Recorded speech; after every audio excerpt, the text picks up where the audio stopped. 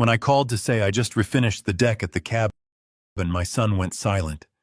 His wife said, "Douglas, we sold that cabin 3 months ago." 6 months later, they stood in handcuffs and begged me. I said, "You made your choice." Before I continue this story, let me know where you are watching from in the comments below.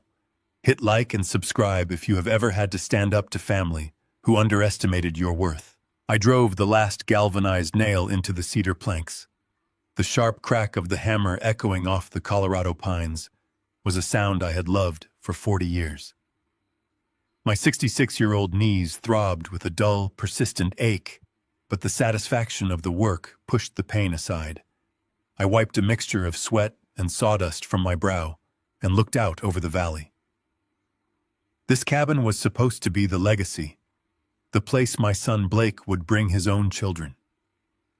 I pulled my phone from my heavy denim pocket and dialed his number. I wanted him to be the first to know the summer repairs were done. The phone rang 3 times before the line clicked open. I told him the deck was finished and that the sealant would be dry by the weekend. I expected a word of thanks or maybe a joke about my stubborn refusal to hire a contractor. Instead, a heavy, suffocating silence filled the receiver. I could hear the faint sound of traffic in the background and the sharp intake of Blake taking a breath, but he said absolutely nothing. A second later, the background noise shifted. The phone had been snatched away. Monica, his wife, spoke into the receiver. Her voice was not a greeting. It was a cold, corporate clip devoid of any familial warmth. She said, "Douglas, we sold that cabin 3 months ago to a private holding firm. We needed the liquidity. Do not go back there." Before I could process a single syllable of that impossible sentence, she hung up. The dial tone buzzed against my ear like a warning siren. I stood alone on the deck I had just spent a week restoring. I was standing on property that, according to my daughter-in-law, I no longer owned. Before the reality of her words could fully settle, the crunch of heavy tires on gravel broke the mountain silence. A black SUV with tinted windows aggressively navigated the steep driveway and parked directly behind my pickup truck. 2 men stepped out. They were not wearing hiking boots or flannel. They wore sharp charcoal suits and dark sunglasses, an absurd uniform for the rugged terrain of the Rockies. I gripped the handle of my hammer and walked down the fresh cedar steps. The taller of the 2 men did not offer a greeting. He unbuttoned his suit jacket, pulled a folded document from his inner pocket, and held it out toward me. He announced that they represented a commercial development group and presented a demolition order. They were planning to raise the cabin by tomorrow morning to clear the lot for a luxury mountain resort. He told me I was trespassing on private property and ordered me to vacate the premises immediately. I told him he was out of his mind. I built this cabin. My name was on the county registry. The second man stepped forward and produced a thick manila folder. He pulled out the deed of sale and turned it around for me to see. I stared at the bottom of the page. The blood drained from my face and a cold dread settled in my stomach. The signature at the bottom was flawless. It captured the exact aggressive slant of my cursive D and the sharp loop of the S. But I had never signed that paper. It was a perfect, masterful forgery. The taller man placed a hand on his radio and warned me that if I did not begin packing my vehicle, he would have local law enforcement remove me by force. I looked at the heavy steel hammer in my hand. The urge to swing it into the windshield of their expensive SUV was overwhelming. A physical confrontation right here in the dirt would be so easy. But the moment I struck out, I would be sitting in the back of a squad car. A trespassing charge would hand Blake and Monica the ultimate victory. I would be locked in a cell while the bulldozers tore down 40 years of memories. I swallowed the bile rising in my throat and lowered the hammer. I walked past them in complete silence and began loading my tools into the bed of my truck. The 2 men watched me with smug satisfaction, leaning against the hood of their vehicle. I moved methodically, tossing heavy toolboxes and extension cords into the truck bed. As I walked past the open driver's side window of their SUV to retrieve my air compressor, I glanced inside.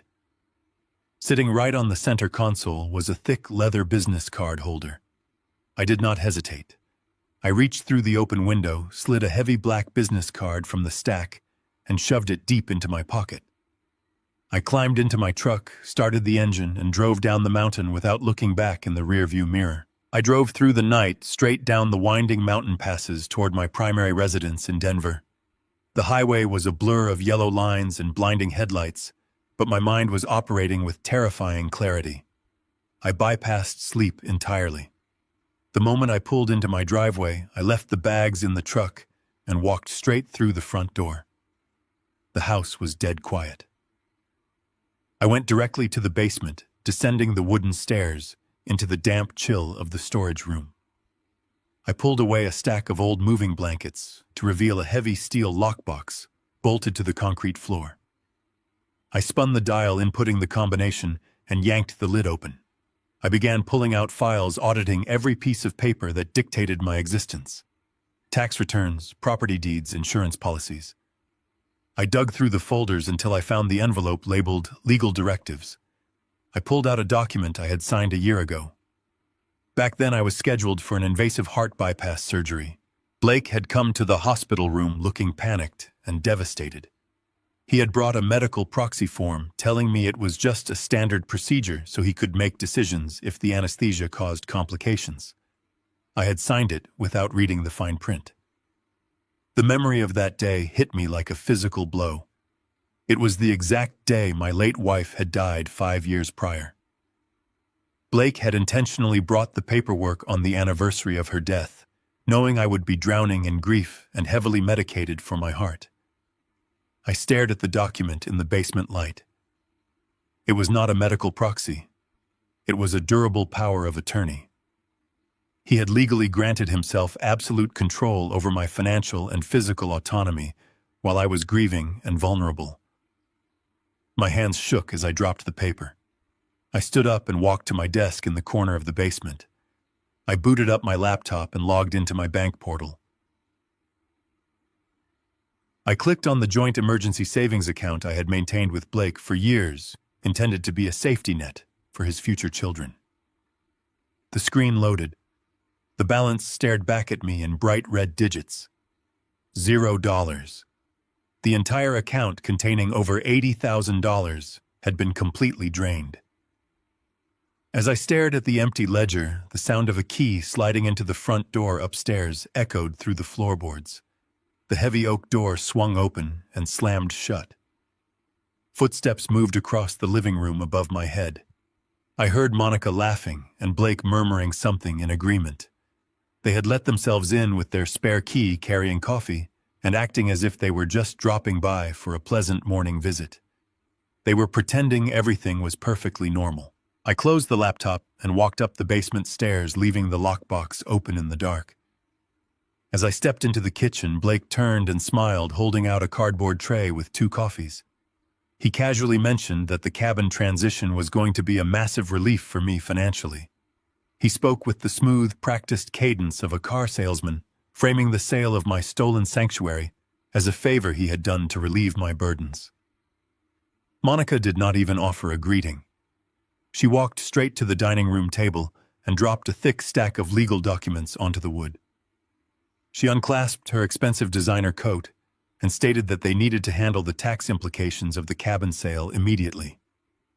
She claimed the forms were designed to shield my primary Denver home from aggressive capital gains taxes resulting from the liquidity event.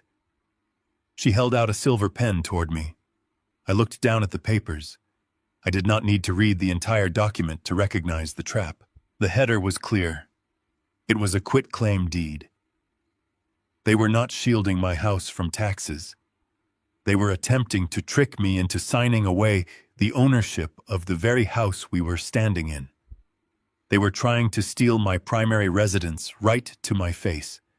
The sheer audacity of the maneuver was paralyzing. If I threw the pen back in her face and screamed about the forgery, they would instantly realize I knew about the power of attorney. They would know I had audited the files, and they would immediately move to destroy the paper trail connecting them to the cabin sale. I had to feign complete compliance. I had to let them think they were winning. I let my shoulders slump forward, adopting the posture of a weary, confused old man. I took the silver pen from Monica with a trembling hand and thanked them for taking care of the complicated legal work. I sat down at the table and pulled the quitclaim deed closer. I pressed the pen to the signature line, but I did not write my actual name. I intentionally left out my middle initial, a legal requirement on all my registered property documents, and I extended the tail of the final letter to obscure the printed text below it. Before sliding it back, I moved my hand to the date line next to the notary seal. Instead of writing the current year, I deliberately dated the document to a year prior, invalidating the timeline of the entire contract. The technicalities were entirely invisible to Monica, who was too blinded by her own arrogance to audit the ink. She snatched the paperwork from the table the moment the pen lifted from the page. She slipped the deed into her leather briefcase and gave Blake a victorious look. They turned and walked out the front door, leaving their coffee on the counter. The heavy door clicked shut. I had bought myself a small window of time by poisoning the document, but I had essentially handed them a loaded weapon. The moment a competent clerk reviewed that deed, the errors would be flagged, but until then, my home was in jeopardy. I had to dismantle their network before they found a way to force the filing through. I bypassed the local police precinct entirely. Filing a standard fraud report with a desk sergeant would trigger an automated notification to my next of kin. Blake would be alerted immediately, and the evidence would vanish. Instead, I drove downtown to an unmarked office building and walked into the suite of Lawrence Knox. Lawrence was a ruthless forensic attorney and a former federal prosecutor who owed me a favor from our days serving on a local charity board. I dropped the black business card I had stolen from the developer's SUV onto his glass desk. I told him I needed to know exactly who bought my mountain property, and I needed it done off the books. Lawrence booted up his terminal and ran the routing numbers on the holding firm printed on the card. 10 minutes later, he turned his monitor around. The holding firm was not a legitimate real estate development group. It was a notorious shell company, actively monitored by federal agencies for laundering money on behalf of an underground sports betting syndicate. Lawrence pulled up the transaction history. Blake had not sold the cabin for cash. He had transferred the deed directly to the syndicate to erase a massive illicit gambling debt he had accrued over the past 3 years. The realization hit me like a physical weight. My son had not just stolen my property. He had collateralized my life to appease violent criminals. Lawrence looked at me grimly and explained that if we simply reversed the sale through a civil suit, the syndicate would lose their collateral. They would not pursue Blake in a courtroom. They would put a target directly on my back to recoup their losses. We could not just reclaim the deed.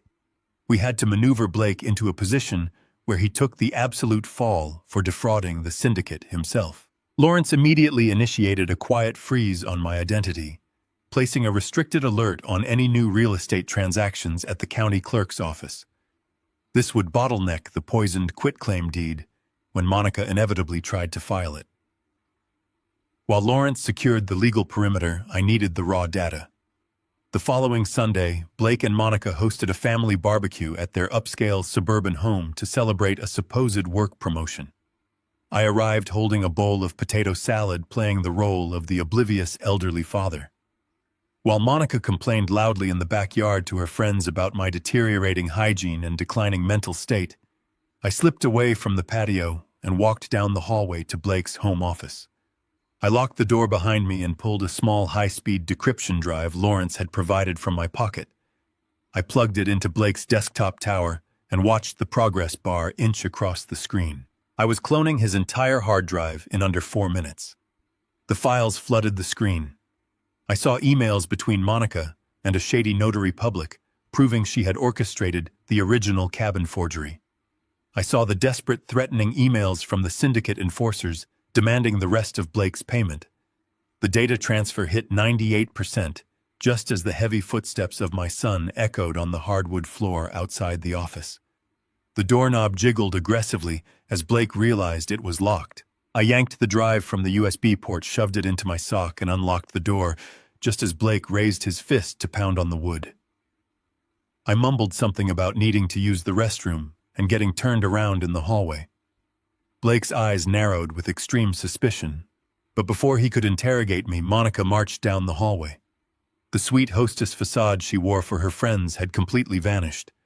She ordered Blake to go back outside. She cornered me against the office wall and told me point blank that they were liquidating the Denver house next week. She informed me that if I put up any resistance, she had a doctor on retainer who was ready to sign a declaration of severe dementia.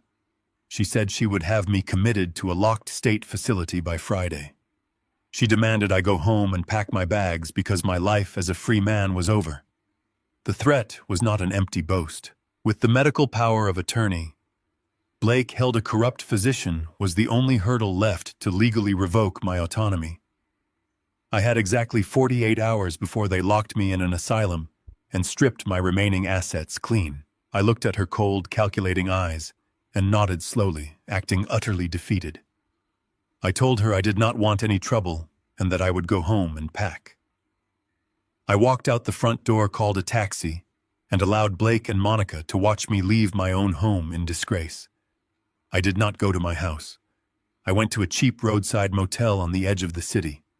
Emboldened by my apparent surrender, Blake immediately logged onto his computer to initiate the financial maneuver he had been planning for months. He attempted to file the forged quitclaim deed for my Denver house to secure a massive commercial line of credit, hoping to use the cash to pay off the remaining balance of his syndicate debt. But the trap I had laid in my kitchen snapped shut. The county clerk's automated system flagged the intentional errors I had planted on the signature and the mismatched dates. The transaction was halted, and the bank instantly froze Blake's application for the credit line pending a fraud review. Sitting in the dim light of the motel room, I opened my laptop and accessed the cloned emails Lawrence had decrypted. I watched in real time as the digital panic set in. Blake's line of credit was denied. The syndicate monitors the holding company detected the frozen assets. The enforcers sent a terrifying email to Blake's private account demanding their money by midnight. To appease the violent creditors, Blake made a fatal, unforced error. He promised the syndicate the Denver property in lieu of the frozen cash. He attached the fraudulent quitclaim deed to an email and sent it directly to the syndicate's frontman as collateral. He had just transmitted forged legal documents across state lines to a known criminal enterprise. He had officially committed federal wire fraud. Lawrence did not wait for the sun to rise. Acting on my behalf, he took the cloned hard drive, the original forged cabin deed, and the digital logs of the wire fraud directly to a contact at the Federal Bureau of Investigation. The feds were not particularly interested in a local elder abuse case, but they had been hunting the syndicate's money laundering operation for years. Blake and Monica had just provided the perfect, immaculate leverage. The feds began drafting the raid warrants immediately. But Lawrence called me with a dire warning. Once the FBI raided the holding company, the cabin would be seized as federal evidence tied to a criminal enterprise. It could be locked in litigation for a decade. I had to legally reclaim the cabin deed from the syndicate before the feds kicked down the doors. I arranged a meeting with the syndicate's frontman, the developer who had trespassed on my mountain. We met in a sterile glass conference room downtown. I did not walk in hunched over or trembling. I stripped away the facade of the weak old man, sat down, and slid a heavy red dossier across the polished table. It contained absolute forensic proof of the forgery, completely nullifying the cabin sale. I calmly informed the developer that the FBI was currently preparing to raid Blake's accounts and the holding firm. The developer's smug demeanor shattered. He realized instantly that Blake had sold them stolen goods, drawing federal heat directly to their laundering front. To sever their ties to the fraudulent transaction and avoid federal entanglement, the developer signed a legal release voiding the cabin deed back to my name. I slid the paper into my briefcase as the distant wail of police sirens began to echo through the downtown streets. The cabin was secure, and the authorities were simultaneously kicking down my son's front door. 6 months later, the dust had settled, but the legal hammer was finally dropping.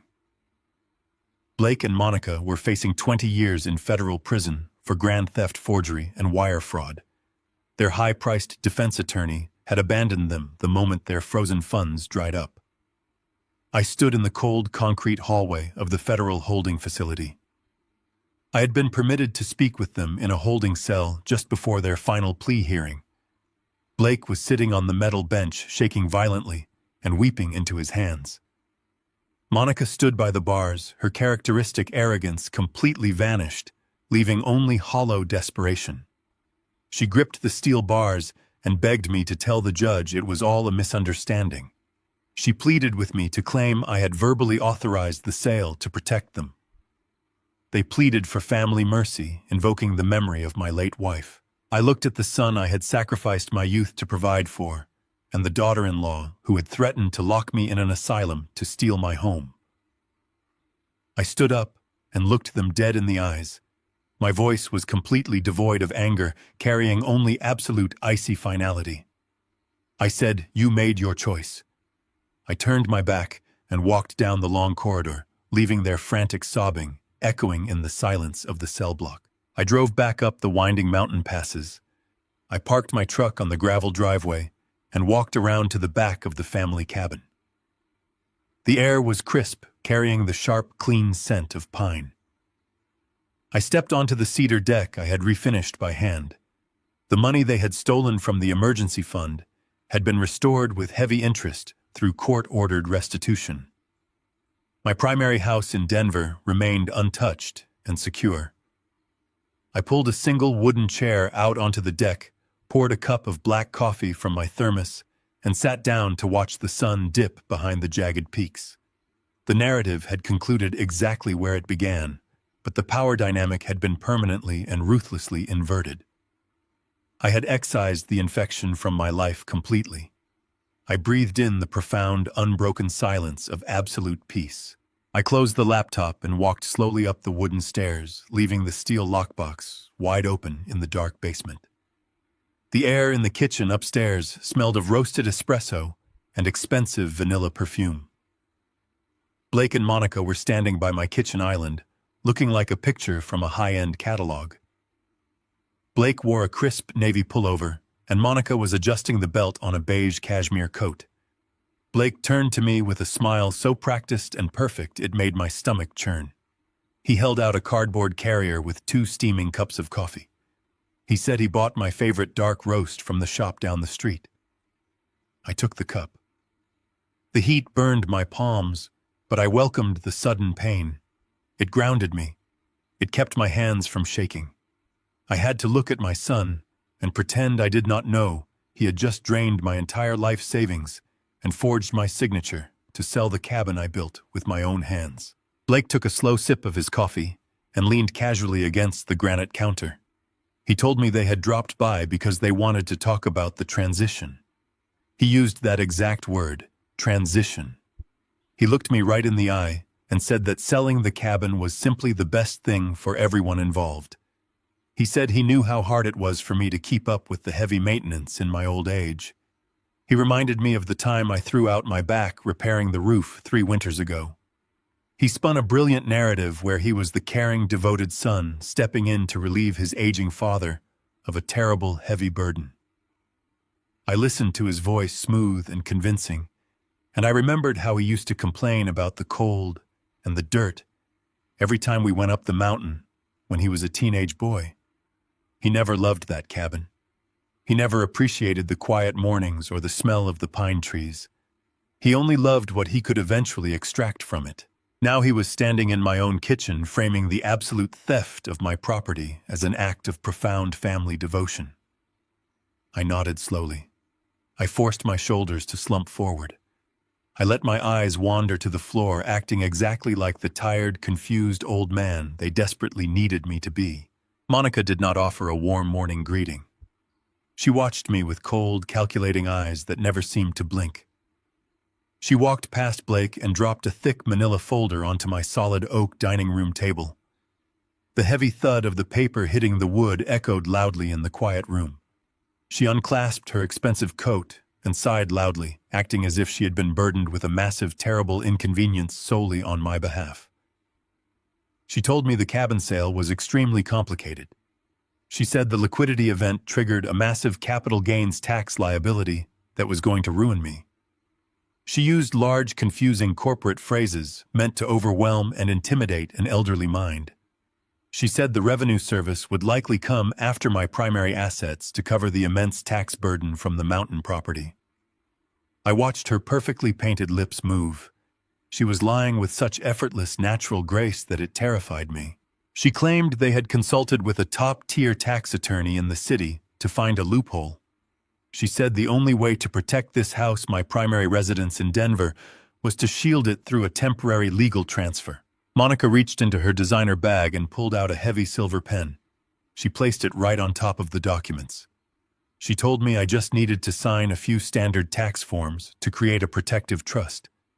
She promised that once the tax audit cleared, everything would remain exactly the same as it always had been.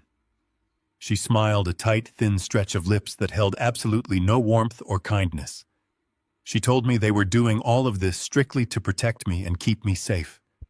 She told me I did not need to worry about reading the complicated legal jargon because they had already reviewed every single page with their lawyers. Blake stepped up behind her and placed a comforting, gentle hand on her shoulder. He nodded at me and said it was just a simple formality. He said I should just sign the papers quickly so we could all relax and enjoy the rest of the weekend together as a family. I picked up the heavy stack of papers. The edges were crisp and perfectly aligned. I pulled my reading glasses from my shirt pocket and slowly placed them on my face. I needed to buy time. I needed to see exactly how far they were willing to go to destroy me. I looked down at the very first page. It was not a tax document. It was not a liability shield or a government revenue form. The bold text at the very top of the page was unmistakably clear. It was a quitclaim deed. I read the legal descriptions printed beneath the title.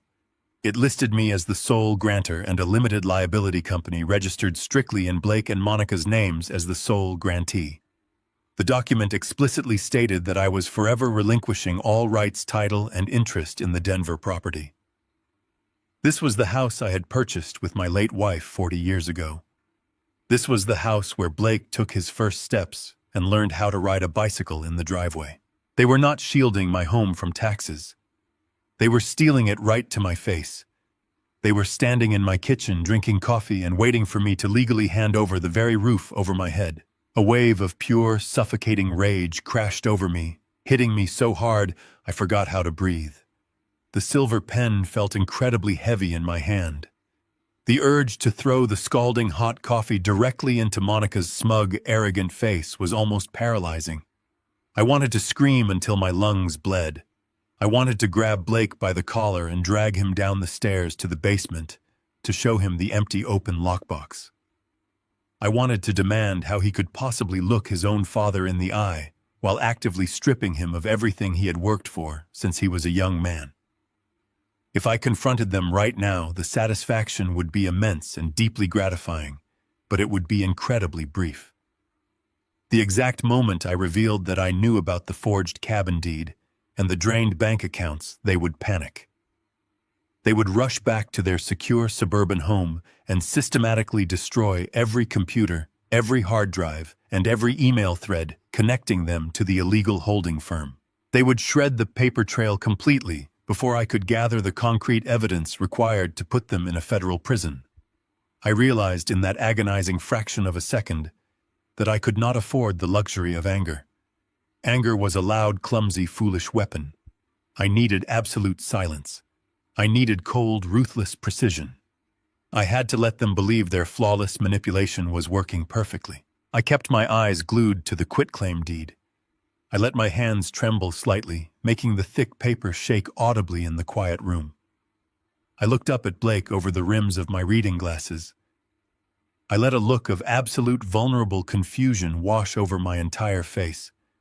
I asked him in a weak, raspy voice if he was entirely sure this was absolutely necessary to keep the house safe from the government. Blake did not flinch or look away. He looked right back at me with a completely steady, dead gaze. He told me it was the only possible way to save the property from being seized. He said I had to trust him because he was my son, and he would never ever let anything bad happen to me. The sheer magnitude of his monstrous betrayal settled deep into my aging bones. He was willing to render his own father completely homeless, just to cover his tracks and pay his debts. Monica impatiently tapped the silver pen against the solid wooden table. She told me we needed to hurry up because she had scheduled a mobile notary to meet them in 20 minutes to finalize the official stamps. She pushed the document closer to my chest and pointed an immaculate manicured finger directly at the blank signature line. She told me to sign right on the dotted line so we could put all this nasty, stressful tax business behind us once and for all. I looked at the shiny pen. I looked at the son I had sacrificed my entire youth and health to raise into a man. I looked at the greedy daughter-in-law, who viewed me as nothing more than a decaying obstacle standing in the way of her luxury lifestyle. I took a slow, deep breath, filling my lungs with air. I reached out my hand and wrapped my fingers tightly around the cold, silver metal of the pen. I prepared to make my move. I let my hand shake just enough to make the heavy silver pen rattle against the thick paper. I looked up at Blake through the bottom half of my bifocals. I let my shoulders sag, letting out a long, rattling breath that sounded like absolute defeat. I asked him if he was sure this would stop the government from taking my pension. Blake did not even blink. He leaned over the mahogany table and placed a hand over mine. His palm was clammy and cold. He told me the taxmen were ruthless, but this trust document would shield me completely. He said I had worked too hard to let bureaucrats steal my retirement. The lie was so smooth it made my teeth ache. He was weaponizing the very work ethic he was currently exploiting. Monica tapped her manicured fingernail against the granite countertop behind us. She warned us that the mobile notary would be charging them by the hour if they were late. She told me to just sign the bottom line so they could get the paperwork filed before the weekend. Her voice held the sharp, impatient edge of a predator tired of playing with its food. I lowered my head back to the document. The quitclaim deed glared up at me. I positioned the tip of the silver pen on the solid black line. I had signed thousands of legal documents in my life. Every mortgage, every business loan, every tax return bore my exact legal signature. Douglas Arthur Gibson. I always included the middle initial. It was a strict legal requirement for any property registered in this county. I pressed the ink to the page. I let my hand wobble intentionally. I wrote my first name, letting the letters drag clumsily. I completely skipped my middle initial. I moved straight to my last name and pressed down hard on the final letter. I dragged the ink in a long, messy loop that entirely crossed out the printed text, bearing my legal name just beneath the line. To a casual observer, it looked like the sloppy handwriting of an exhausted elderly man. To a county clerk, it was a critical discrepancy. Monica stepped forward to snatch the paper away, but I quickly moved my hand down to the empty box reserved for the date next to the blank notary seal. I coughed loudly, a hacking sound that forced her to step back in disgust. While she was looking away, I wrote the date. I put down the exact day and month, but I changed the year. I dated the document to a full 12 months prior. I invalidated the entire timeline of the contract in a single stroke. I dropped the pen onto the table. It clattered loudly against the wood. I leaned back in my chair and rubbed my temples, acting utterly exhausted. I told them my eyes were watering and I needed to rest. Monica practically lunged across the table. She snatched the deed and inspected the ink. She saw the messy scrawl and the filled-out date box. She did not audit the year or notice the missing initial. She was too blinded by her own greed and arrogance to look closely at the details. She simply saw a signature and victory. She slid the document perfectly into her leather briefcase and snapped the brass locks shut. The atmosphere in the room shifted instantly. The fake warmth evaporated. Blake pulled his hand away from mine and stood up straight. He buttoned his jacket and checked his watch. He did not ask how I was feeling or if I needed anything else. He told me they had a lot of running around to do to fix my mess. He said he would call me next week to talk about moving some of my old junk into storage. Monica did not even say goodbye. She turned on her heel and marched toward the front door. Blake followed right behind her. The heavy oak door swung open and slammed shut. The deadbolt clicked into place. They locked me inside my own home as if I were a prisoner. I sat in the overwhelming silence of the dining room. The smell of their expensive coffee still lingered in the air. I looked down at the empty space on the table where the deed had been just moments ago. My heart pounded against my ribs like a trapped bird. I had successfully bought myself a small window of time. I had poisoned the document, but I knew exactly what I had just done. I had handed a loaded weapon to a desperate man. If the county clerk was lazy and missed the missing initial and the backdated year the transfer would go through, I would lose the house before I could even file an injunction. If the clerk caught the errors, the document would be rejected. The bank would freeze the transfer. Blake would realize I had sabotaged the deal. He would not come back with fake smiles and coffee. He would come back with the corrupt doctor he had on retainer. He would force a medical evaluation and have me legally committed to a state facility by force. I had outsmarted them for today, but the clock was now ticking faster than ever. The paper trail of the mountain cabin was still out there. The fake power of attorney was still active. I could not sit in this house and wait for them to realize they had been tricked. I needed to dismantle their entire operation before that fraudulent deed ever reached the county office. I stood up from the table. My knees popped, but I ignored the pain. I walked into my study and pulled my secure cell phone from the desk drawer. I could not rely on the local police. Blake was a master manipulator. He would easily convince a desk sergeant that his father was suffering from dementia and imagining conspiracies. I needed someone who operated in the shadows. I needed someone who knew how to tear down a fraudulent financial network piece by piece. I scrolled through my contacts until I found the number for Lawrence Knox. I hit dial and listened to the line ring. The battle had escalated, and I was ready to strike back. I drove away from my house with my hands gripping the steering wheel so tightly my knuckles turned white.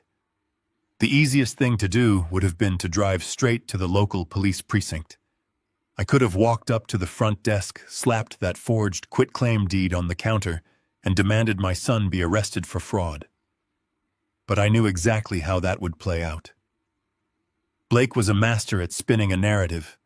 He would arrive at the station in his tailored suit, looking like a deeply concerned professional. He would pull the desk sergeant aside and whisper that his elderly father was suffering from severe cognitive decline. He would claim I was confused, paranoid, and making wild accusations. The police would hesitate. They would treat it as a civil family dispute, and the moment they let him walk out the door, Blake would destroy every shred of digital evidence connecting him to the cabin sale. I needed an entirely different kind of authority.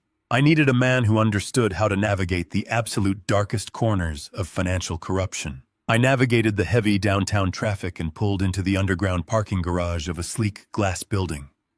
I took the private elevator to the top floor, stepping out into the reception area of Lawrence Knox. Lawrence was a former federal prosecutor who left the government to open a private forensic law practice. We served together on a charity board a decade ago, and I helped him expose an embezzler who was draining the fund. He owed me a favor. More importantly, Lawrence did not care about family sentiment or tearful excuses. He only cared about the cold, hard trajectory of a paper trail. His assistant led me into his office. The room was intimidating, stripped of any personal photographs or warmth. It was just floor-to-ceiling windows and polished black stone. Lawrence sat behind his desk reviewing a file. He did not offer a polite greeting or ask about my health. He took one look at my face, closed his file, and asked me who I needed him to ruin. I reached into my pocket and pulled out the thick black business card I had stolen from the dashboard of the developer who trespassed on my mountain. I slid it across the smooth stone desk. I told him my son had forged a power of attorney and sold my cabin to the men on that card. I told him I needed to know exactly who they were, and I needed the entire investigation done completely off the books. Lawrence picked up the card. He ran his thumb over the embossed silver lettering, reading the name of the holding firm. He did not say a word. He swiveled his chair toward a massive computer monitor and began typing. For 10 agonizing minutes, the only sound in the room was the rapid clacking of his keyboard.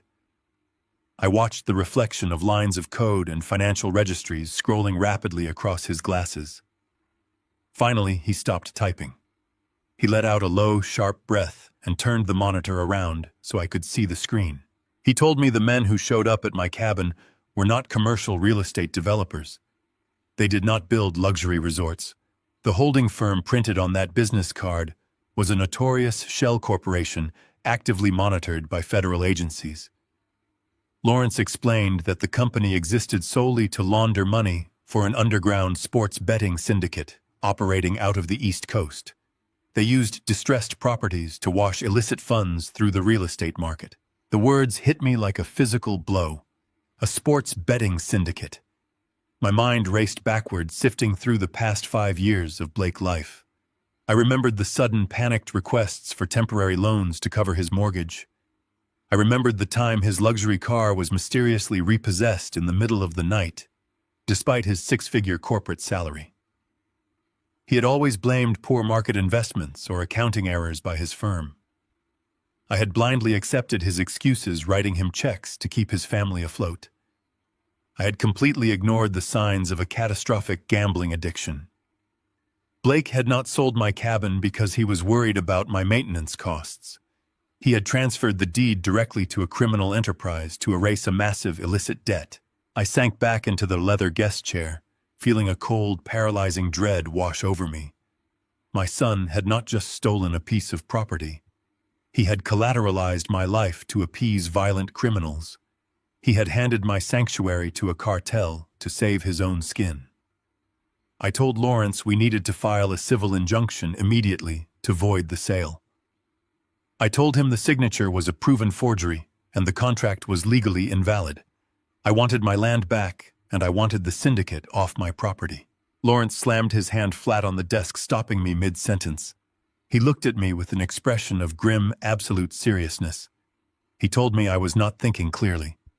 He explained that if we marched into a courtroom and simply reversed the sale, the syndicate would suddenly lose their collateral. The federal government might respect a voided deed, but organized crime did not. To the syndicate, Blake still owed them hundreds of thousands of dollars. If we legally stripped the cabin away from them, they would not pursue my son in a civil court. They would come directly to the source of the interference. They would put a target directly on my back to recoup their lost assets. They would send enforcers to my home in Denver to extract the value in blood. Lawrence leaned forward, his voice dropping to a harsh whisper. He said, if we nullified that deed without a secondary strategy, we were essentially signing my death warrant. The syndicate would view me as the man who stole their money. The room felt suddenly devoid of oxygen. I looked out the massive windows at the Denver skyline, realizing the terrifying scope of the trap my son had laid for me. Blake had tied my name to a violent criminal enterprise. He had used my legacy as a shield against his own reckless destruction. I could not just hire a lawyer to fix the paperwork. I was standing in the middle of a minefield. I asked Lawrence what our options were. I told him I refused to surrender my property to thugs, and I refused to let my son and his greedy wife walk away with my entire life savings. Lawrence turned the monitor back toward himself and pulled up a blank legal dossier. He told me the only way to survive this was to completely redirect the syndicate wrath. We could not just take the cabin back. We had to maneuver Blake into a position where he took the absolute fall for defrauding the criminals himself. We had to make the syndicate realize that Blake had sold them stolen goods, drawing federal heat directly to their laundering operation. If we could prove to the syndicate that Blake had intentionally poisoned their financial network with forged documents, they would drop their claim on the cabin to avoid federal entanglement. But more importantly, their crosshairs would lock entirely onto Blake and Monica. We had to build a flawless trap. We needed undeniable proof of the forgery, and we needed absolute concrete evidence of Blake communicating with the syndicate to commit wire fraud. We needed the digital paper trail that connected his computer to their illicit accounts. I told Lawrence about the family barbecue Blake and Monica were hosting that upcoming Sunday. It was supposed to be a celebration of a fake promotion Blake had invented. to justify the sudden influx of cash he expected from stealing my primary residence. I told Lawrence that Blake kept his primary desktop computer in a locked home office at the end of their hallway. If the communications with the syndicate existed, they would be on that hard drive. Lawrence opened his desk drawer and pulled out a small, sleek silver drive no larger than a pack of gum. He tossed it to me. He explained it was a high-speed military-grade decryption drive. He told me that if I could get 10 minutes alone with Blake's computer, that drive would bypass his security protocols and clone his entire hard drive directly onto the flash memory. It would pull every deleted email, every encrypted financial record, and every hidden conversation he ever had with the holding firm. I closed my fist around the cold metal of the drive. The weight of what I was about to do settled heavily on my chest. I was no longer just an angry father trying to reclaim a stolen cabin. I was a man preparing to hand his own son over to the federal government and a violent criminal syndicate. But I remembered the dead look in Blake's eyes when he handed me that quitclaim deed in my kitchen. I remembered Monica's impatient tap on the table waiting for me to sign away my home so she could maintain her illusions of wealth. They had already decided I was entirely disposable. They had already dug my grave. I was just refusing to lie down in it. I looked at Lawrence and told him to start drafting the legal framework to freeze my identity. I told him to lock down my name at the county clerk office so Monica could not force the deed transfer through the system. I slipped the decryption drive into my jacket pocket. I told Lawrence I would bring him the digital evidence he needed by Monday morning. The quiet, simple life I had lived for 40 years was officially over. I stood up from the chair and walked out of the office, preparing to infiltrate the home of the people who wanted to destroy me. Lawrence Knox did not waste a single second after I left his office. He understood that we were no longer dealing with a simple family dispute over a stolen cabin. We were dealing with a frantic man trying to appease a violent criminal enterprise by sacrificing his own father. Lawrence operated with the cold, unyielding precision of a seasoned federal prosecutor. He immediately reached into his network and filed a highly restricted security alert on my social security number. He attached a critical fraud flag directly to my name at the county clerk registry. Any new real estate transaction bearing my signature would instantly trigger a mandatory manual review by a senior municipal magistrate. The poisoned quitclaim deed sitting inside Monica's expensive leather briefcase was now entirely and completely useless. The exact moment she confidently handed that document to a county clerk, the entire system would freeze and the transaction would be permanently halted. Lawrence had successfully built a perfect invisible perimeter around my remaining assets, but a defensive perimeter was not nearly enough to put Blake and Monica in a federal penitentiary. I could not just protect my house in Denver and wait for them to attack me again. I needed a devastating offensive strike. I needed the digital paper trail that undeniably proved they knowingly conspired to defraud a violent betting syndicate, using my forged signature as their shield. I needed the raw, unfiltered data from my son's private computer to hand directly to the federal authorities. The opportunity for infiltration presented itself exactly 48 hours later. Blake and Monica were hosting a lavish Sunday barbecue at their expansive suburban home. They framed the afternoon event as a joyous celebration of a sudden corporate promotion Blake had supposedly received. I knew the sickening truth. There was no corporate promotion. They were celebrating the massive influx of liquid cash they expected to receive the moment they threw me out and sold my primary residence. They were drinking expensive champagne and eating prime cuts of meat to toast my impending homelessness. I arrived at their sprawling house carrying a large glass bowl of potato salad, playing my assigned role to absolute perfection. I shuffled my feet slightly as I walked up the driveway. I kept my shoulders hunched forward. I let my gaze wander vacantly across their perfectly manicured lawn. I was the tragic declining patriarch entirely oblivious to the predators circling his remaining assets. The backyard was crowded with their wealthy suburban friends and arrogant corporate colleagues. The warm afternoon air was thick with the smell of grilled food and the loud sound of entitled, meaningless laughter. I sat alone on a woven patio chair, letting the bright sun warm my face. I gripped a plastic cup of water and waited for the perfect distraction to make my move. It did not take very long. Monica was holding court near the large stone fire pit, gripping a crystal flute of champagne. She was speaking to a group of well-dressed women in a voice deliberately loud enough for me to hear. She was aggressively laying the psychological groundwork for my forced medical commitment. She sighed dramatically and told her captive audience how deeply exhausted she was becoming. She complained about my supposedly deteriorating hygiene. She told them I was forgetting to bathe and that my mind was slipping away into dementia faster than they could safely manage. She painted a tragic, beautifully crafted picture of a heavy burden she and Blake were heroically carrying. It was a vicious, deeply calculated lie meant to justify locking me in an asylum by the end of the week. Her performance was sickening, but it provided the exact cover I needed. While she held the rapt attention of the entire patio, I stood up slowly from my chair. I mumbled to no one in particular that I needed to use the restroom. I slid open the heavy glass patio door and stepped out of the suffocating heat and into the cool air-conditioned quiet of their home. The moment the glass door clicked shut behind me, my frail posture completely vanished. I stood up straight. My pulse hammered a steady, aggressive rhythm against my ribs. I moved swiftly down the long carpeted hallway, moving away from the guest bathroom and heading directly toward the master wing of the house. Blake kept a private home office at the very end of the corridor. It was his sanctuary where he managed his investments and, according to Lawrence, communicated with the underground sports betting syndicate. I reached the solid oak door of the office and gripped the brass handle.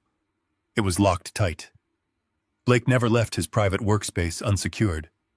I reached into my jacket pocket and pulled out a thin, rigid piece of plastic I had cut from a heavy detergent bottle earlier that morning. I slid the flexible plastic strip into the narrow gap between the door and the frame right above the internal locking mechanism. I pulled down sharply while applying firm downward pressure to the door handle. The angled metal latch clicked softly, and the heavy oak door swung open. I slipped inside and closed the door silently behind me, locking it securely from the inside. The room was immaculate and cold.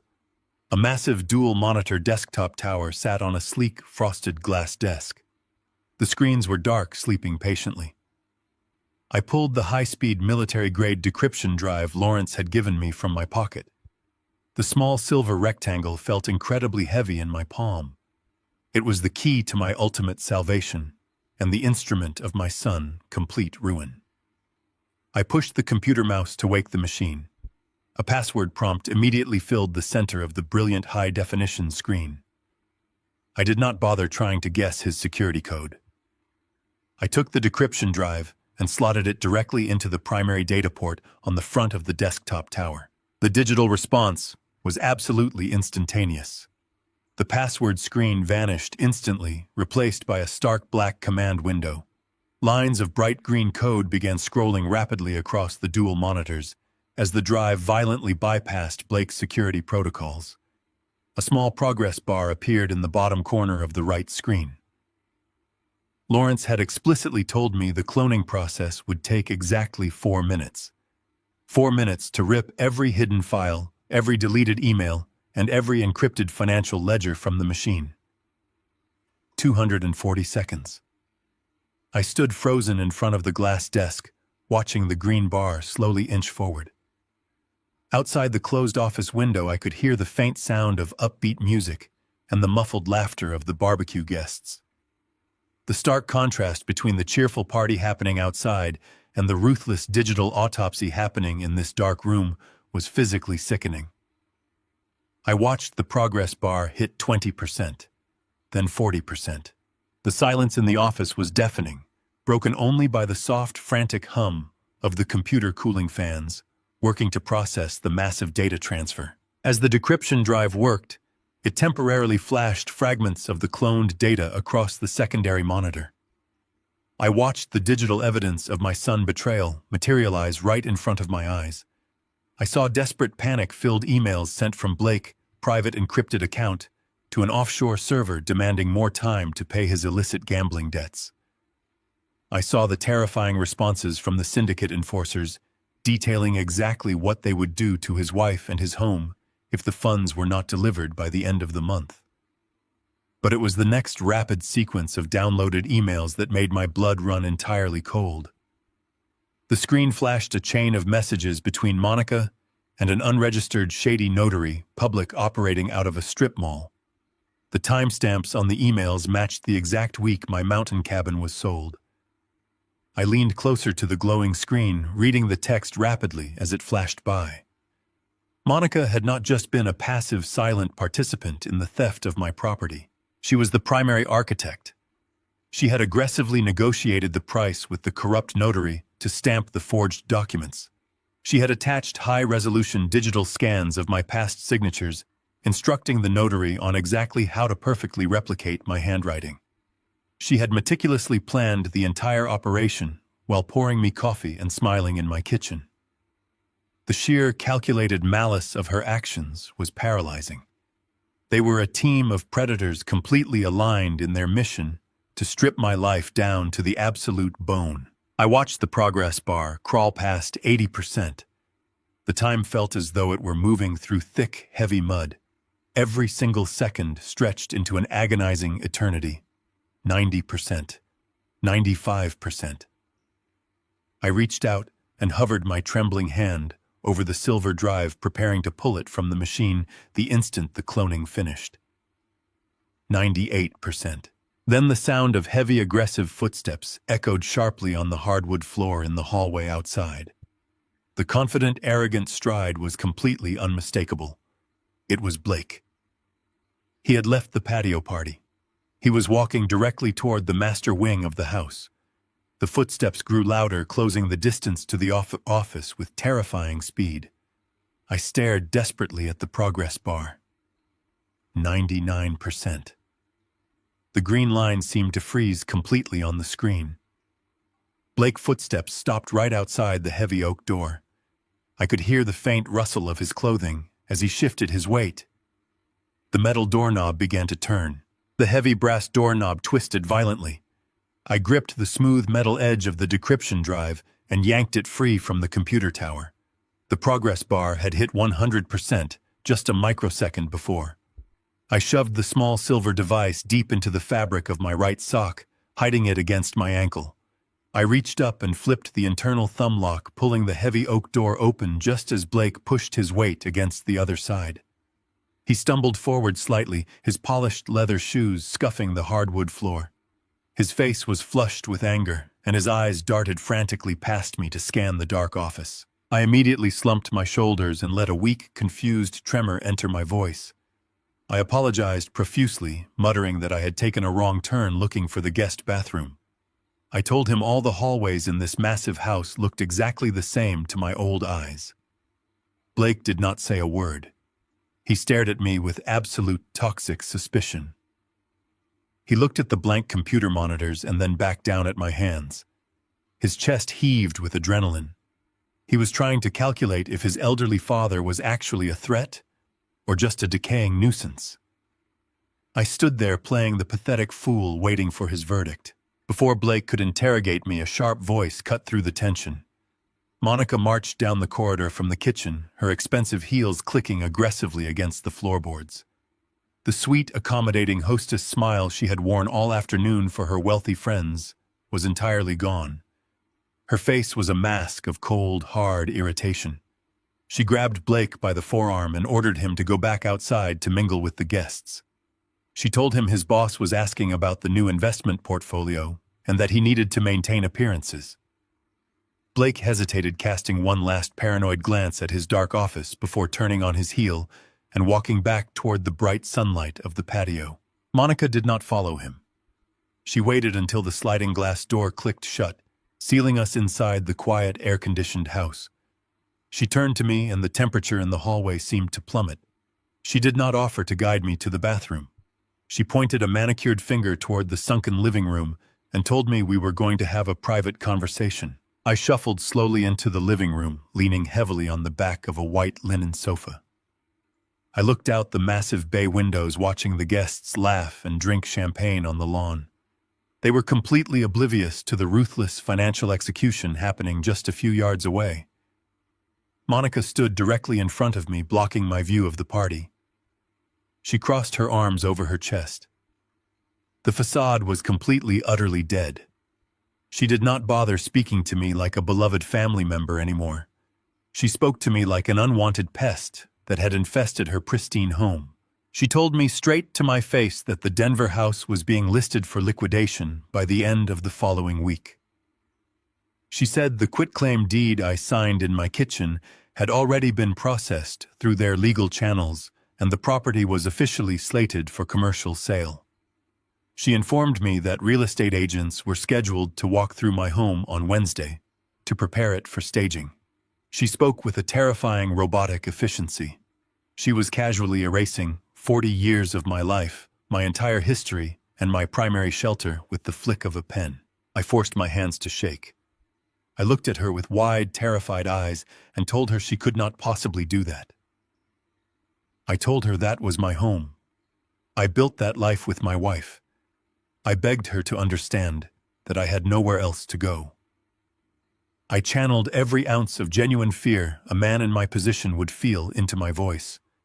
I needed her to believe I was completely broken and entirely at her mercy. Monica let out a sharp, cruel laugh. It was a sound devoid of any human empathy. She took a step closer, invading my personal space. She lowered her voice to a harsh, venomous whisper. She told me I was not listening to her. She told me my feelings about the house were entirely irrelevant. She said Blake had accumulated massive financial liabilities, and my property was the only remaining collateral available to clear the ledger. She explicitly stated that my comfort was not a variable in their financial equations. I straightened my back just a fraction. I let a small hint of defiance crack through my pathetic disguise. I told her I would not leave. I told her I would call the police and hire a lawyer to fight the eviction. I threatened to drag her and Blake into a public courtroom and expose what they were doing to me. Monica did not flinch. She did not panic at the mention of the police or a courtroom. She smiled. It was a terrifying, triumphant smile. She reached into the pocket of her tailored cardigan and pulled out a folded piece of heavy stock paper. She held it up right in front of my face, but kept it just out of my reach. She told me I was not going to call the police, and I was not going to hire a lawyer. She reminded me of the medical power of attorney Blake held over my life, the document I had signed in the hospital while mourning my wife. She told me she had spent the last 2 months cultivating a relationship with a highly paid private physician, a doctor who specialized in geriatric cognitive decline. She said this doctor was on their personal payroll and was currently standing by, waiting for a single phone call from Blake. Monica leaned in so close I could smell the sharp, expensive mint on her breath. She told me the doctor had already drafted a preliminary psychological evaluation based entirely on their fabricated testimonies. The evaluation declared that I was suffering from aggressive, severe dementia. It stated that I was a physical danger to myself and completely incapable of living independently or managing my own affairs. She said the paperwork recommended immediate forced commitment to a secure state-managed psychiatric facility. The threat hit me with the force of a freight train. This was not a bluff. This was a fully weaponized legal strategy.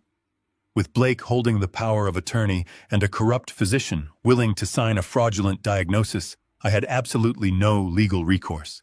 If I fought them, if I refused to leave my home, they would simply call the doctor. An ambulance and a police escort would arrive at my house within the hour. I would be dragged out of my own home in a chemical straitjacket. I would be locked in a sterile white room, stripped of my communication devices and heavily medicated against my will. They would effectively bury me alive in a medical prison while they emptied my bank accounts and sold the house out from under me. Monica watched the realization wash over my face. She saw the absolute horror in my eyes, and she reveled in it. She told me I had exactly 48 hours to make my decision. She said by Tuesday morning I was going to pack a single suitcase with my clothes. She told me they had found a cheap, rundown transitional care motel on the industrial edge of the city. She said I was going to move into that motel quietly and without a single word of protest. She told me if I caused a scene, if I tried to contact my friends, or if I refused to hand over the keys to the Denver house, she would make the phone call. She promised me that if I forced her hand, I would spend the rest of my miserable, decaying life staring at a padded wall in a state-funded asylum. She told me they would never come to visit me. I stood completely paralyzed in the center of her immaculate living room. The sheer calculated evil of her plan was suffocating. She had anticipated my resistance and constructed a flawless, unbreakable cage to contain me. I had thought the forged cabin deed was the extent of their ambition. I had thought the drained bank accounts were the bottom of their greed. But I was wrong. They were perfectly willing to completely erase my humanity to secure their wealth. I looked down at the hardwood floor. I let my shoulders collapse entirely. I let out a broken, ragged sigh. I nodded my head in slow, agonizing defeat. I told her in a whisper that I understood. I told her I would not cause any trouble. I promised her I would be packed and gone by Tuesday morning. Monica looked down at me with absolute supreme disgust. She told me I was making the right choice for once in my pathetic life. She turned her back on me and walked confidently toward the sliding glass door to rejoin her party. She left me standing alone in the shadows of her house. I walked slowly toward the front door. Every step felt heavy, but the silver drive hidden inside my sock bumped against my ankle with every movement. It was a cold, hard reminder of the truth. Monica believed she had just won the final battle. She believed her ultimatum had broken my spirit and secured my absolute surrender. She thought I was going home to pack my bags and quietly fade away into the gutter. She had no idea that her 48-hour deadline was exactly the window of time I needed to completely destroy her existence. The threat of the corrupt doctor was absolutely real and terrifying, but it relied entirely on their ability to execute the plan before I struck first. I walked out the front door into the warm afternoon air. I climbed into the cab of my old pickup truck and started the engine. I did not drive toward my home in Denver. I drove straight toward the edge of the city. I was going to embrace my role as the defeated old man. I was going to secure my decoy retreat while Lawrence prepared the federal strike. The countdown had officially begun. I walked down the long carpeted hallway toward the master bedroom, letting my feet shuffle heavily against the floorboards. Every step was a deliberate performance. I needed Blake and Monica to see a man whose spirit had been entirely crushed into dust. I opened the closet door and reached up to the top shelf, pulling down a small, weathered leather suitcase. I did not pull out the large luggage sets we used for our family vacations. I grabbed the smallest bag I owned. I needed to sell the illusion that I was a man packing for a final miserable exile. I opened the suitcase on the bed. I slowly began pulling shirts and trousers from the wooden dressers, folding them with trembling hands. I packed a small canvas shaving kit and a pair of worn walking shoes. I deliberately bypassed the things that truly mattered. I left my late wife's silver jewelry box sitting untouched on the vanity. I left the framed photographs of our family vacations hanging on the walls. I wanted Monica to walk into this room later and see that I had surrendered my entire history without a single fight. I zipped the small bag shut and picked it up by the leather handle. The physical weight of the bag was practically nothing, but the emotional gravity of walking out of the house I had owned for 40 years was immense. I carried the bag back down the hallway. Blake was leaning against the wall near the front door holding his phone. He was already tapping the screen with his thumb, his eyes darting across financial spreadsheets. He did not look up when I approached. He simply stepped out of the way, treating me like an invisible piece of furniture that was finally being hauled out to the garbage.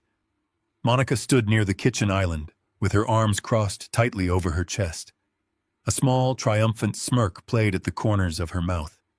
She was watching me leave her newly acquired kingdom. She did not offer a glass of water or a word of farewell. She just watched me with the cold satisfaction of a predator that had successfully driven off a weaker rival. I pulled my phone from my pocket and dialed a local taxi service. I spoke in a low, defeated murmur, giving the dispatcher my address.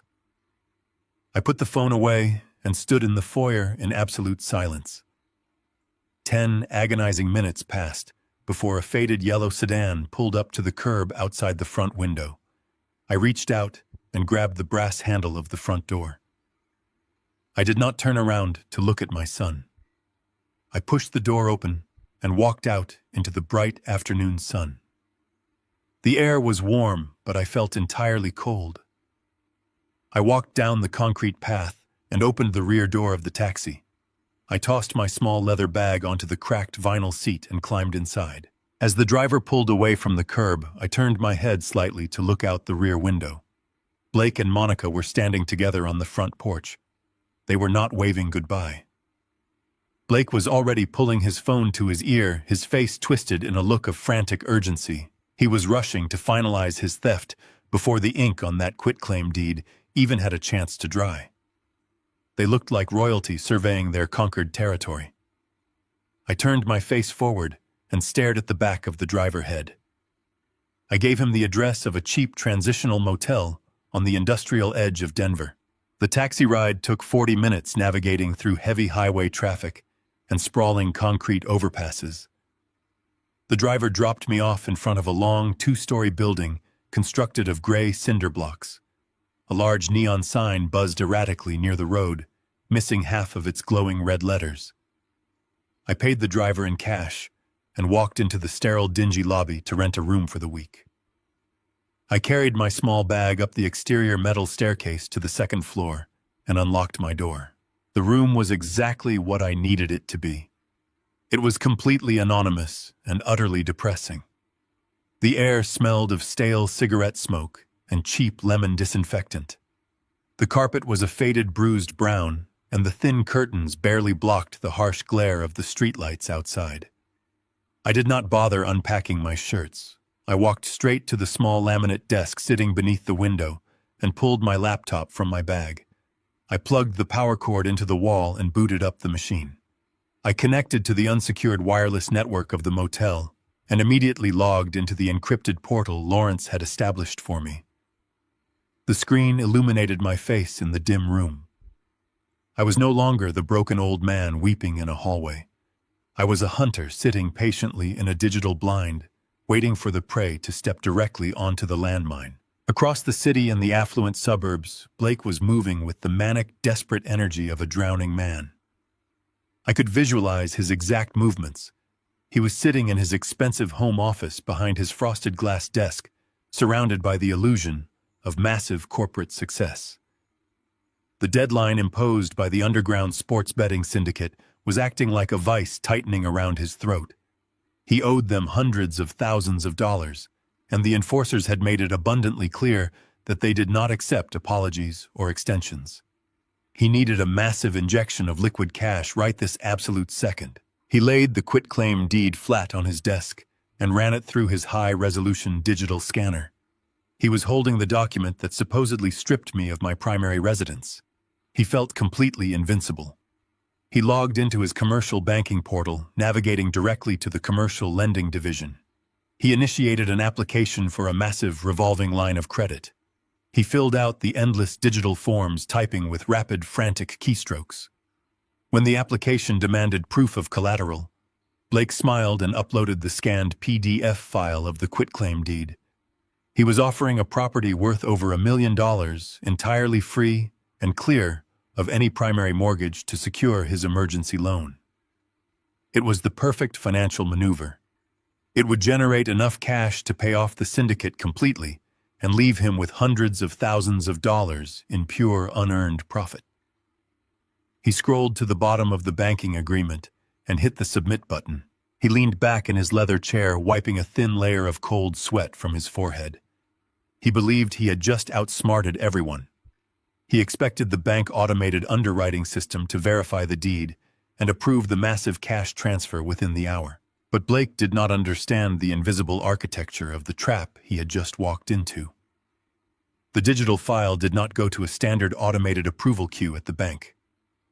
The moment the commercial lender received the application, their automated systems initiated a routine verification check with the county clerk office. The bank software sent the scanned quitclaim deed through an optical character recognition program to validate the transfer of the title. The digital snare snapped shut with absolute flawless precision. The county clerk software scanned the signature line at the bottom of the page. It cross-referenced the ink against my registered property documents. The system immediately hit a solid, impenetrable brick wall. The missing middle initial on my signature tripped the primary fraud protocol. The software then scanned the date box next to the notary seal. The optical reader processed the year I had intentionally written. The backdated year completely fractured the chronological validity of the entire legal contract. It indicated that the deed had been signed 12 months before the notary had actually stamped the seal. The automated system immediately classified the document as a critical severe error. Because Lawrence had placed a highly restricted security freeze on my identity, the system did not just kick the document back for a simple revision. It flagged the entire application as a high-level fraudulent transfer. The county clerk automated system halted the transfer entirely, locking the title firmly and securely in my name. It generated a bright red digital alert and routed the forged deed directly to a senior municipal magistrate for a mandatory manual fraud investigation. The file was swallowed into a legal black hole. The automated response echoed back through the digital ether to the commercial bank. The banking software received the rejection code from the county registry. The required collateral was legally invalid. The asset did not belong to the applicant. Sitting in his home office, Blake stared at his computer monitor waiting for the green approval screen. Instead, the web browser suddenly refreshed. The status bar at the top of the portal turned a bright, violent crimson red. Large, bold letters flashed across the center of his screen. Application denied. Collateral invalid. Fraud alert triggered. Blake's heart stopped beating. He leaned forward, gripping the edge of his frosted glass desk so hard, his knuckles ached. He clicked the refresh button, frantically praying it was just a temporary network glitch. The screen loaded again, displaying the exact same terrifying red banner. The bank was freezing his account pending a fraud review. The massive line of credit was completely dead. The Denver house did not belong to him. Sitting in my dark motel room, I watched the encrypted portal Lawrence had built. A small green notification pinged in the corner of my screen, confirming that the county clerk had rejected a transfer attempt on my primary residence. The trap had held perfectly. Blake was completely out of time and completely out of money. The syndicate was waiting for their payment, and he had absolutely nothing left to offer them. The walls were rapidly closing in around him, and he was about to make a desperate, fatal mistake. The pressure was mounting, and the explosion was imminent. I sat in the sterile, climate-controlled silence of Lawrence Knox's downtown law firm. The massive floor-to-ceiling windows offered a panoramic view of the Denver skyline, but my eyes were locked completely on the glowing 24-inch monitor resting on the heavy glass desk. Lawrence sat across from me. He did not speak. He just tapped the edge of his gold pen against a legal pad, waiting for the digital tripwire to snap. We had successfully synced the decryption drive from Blake's home office to a secure, isolated server on Lawrence's private network. I was staring directly into a live, real-time mirror of my son's private inbox. The trap I had laid at the county clerk's office was a silent, invisible wall, and Blake was currently driving straight toward it at 100 miles an hour. At exactly 2:14 in the afternoon, the screen blinked. A new message materialized in the primary folder. The sender was the senior underwriter for the commercial lending division of Blake's bank. The subject line contained a single terrifying word: denied. I opened the message, my eyes scanning the crisp corporate text. The banking representative was blunt and highly professional. He informed Blake that the automated verification system had flagged the quitclaim deed submitted as collateral for the massive commercial line of credit. The county clerk had placed a hard legal freeze on the title due to critical chronological discrepancies and invalid signature markers. The bank was immediately freezing Blake's entire commercial application, pending a mandatory internal fraud review. I watched the cursor blink steadily on the screen. I could practically feel the suffocating wave of absolute panic hitting my son through the digital ether. For his entire adult life, Blake had operated under the dangerous delusion that he was the smartest man in any room. He had manipulated his corporate colleagues, lied effortlessly to his wife, and sold out his own father, all with a smug, unbreakable confidence. He believed his tailored suits, his expensive vocabulary, and his aggressive maneuvering made him completely untouchable. But staring at that denial letter, his entire fabricated reality was collapsing in real time. The money he desperately needed to save his own life had just evaporated. The monitor refreshed again, bringing a flurry of activity. Blake was firing off outgoing messages with frantic, reckless speed. He emailed the bank representative first. I read the message, watching his tone shift instantly from arrogant corporate entitlement to naked, groveling desperation. He claimed there was a simple administrative filing error. He begged them to bypass the county clerk and manually approve a short-term bridge loan offering exorbitant, ruinous interest rates. He was practically screaming through the keyboard for a financial lifeline. The bank did not reply. The automated system had already locked his profile. Next, he emailed Monica. The message was a single, chaotic, poorly typed sentence. He told her the bank froze the credit line and that she needed to call her corrupt notary immediately to forge a second, cleaner copy of the deed. He was unraveling completely, leaving a digital trail of premeditated conspiracy a mile wide. Then the ultimate catalyst arrived. It was not a message from a bank underwriter or a panicked wife. The sender address was a highly encrypted alphanumeric string. It was the syndicate. The holding company enforcers had been monitoring the escrow accounts, waiting for Blake's promised wire transfer to clear. The deadline was rapidly approaching, and their patience was completely exhausted. I opened the encrypted email. The message did not contain legal jargon or corporate pleasantries. It was a cold, brutal, and explicit ultimatum. The enforcer informed Blake that his grace period had officially expired. They knew his credit line had stalled. They told him that if the remaining balance of $400,000 was not secured in their offshore account, by midnight, they would no longer be communicating through email. They stated very clearly that they knew exactly where Monica worked, where they parked their luxury cars, and what routes they drove. The implicit threat of extreme physical violence was absolute and terrifying. I sat in the heavy silence of the law office, reading the words of violent criminals threatening my own flesh and blood. A part of me, the father who had taught that boy how to ride a bicycle and helped him pack his bags for college, felt a sharp, agonizing twist of pure terror. My son was backed into a lethal corner. He was dealing with ruthless men who would shatter his knees and burn his pristine suburban home to the ground without a second thought.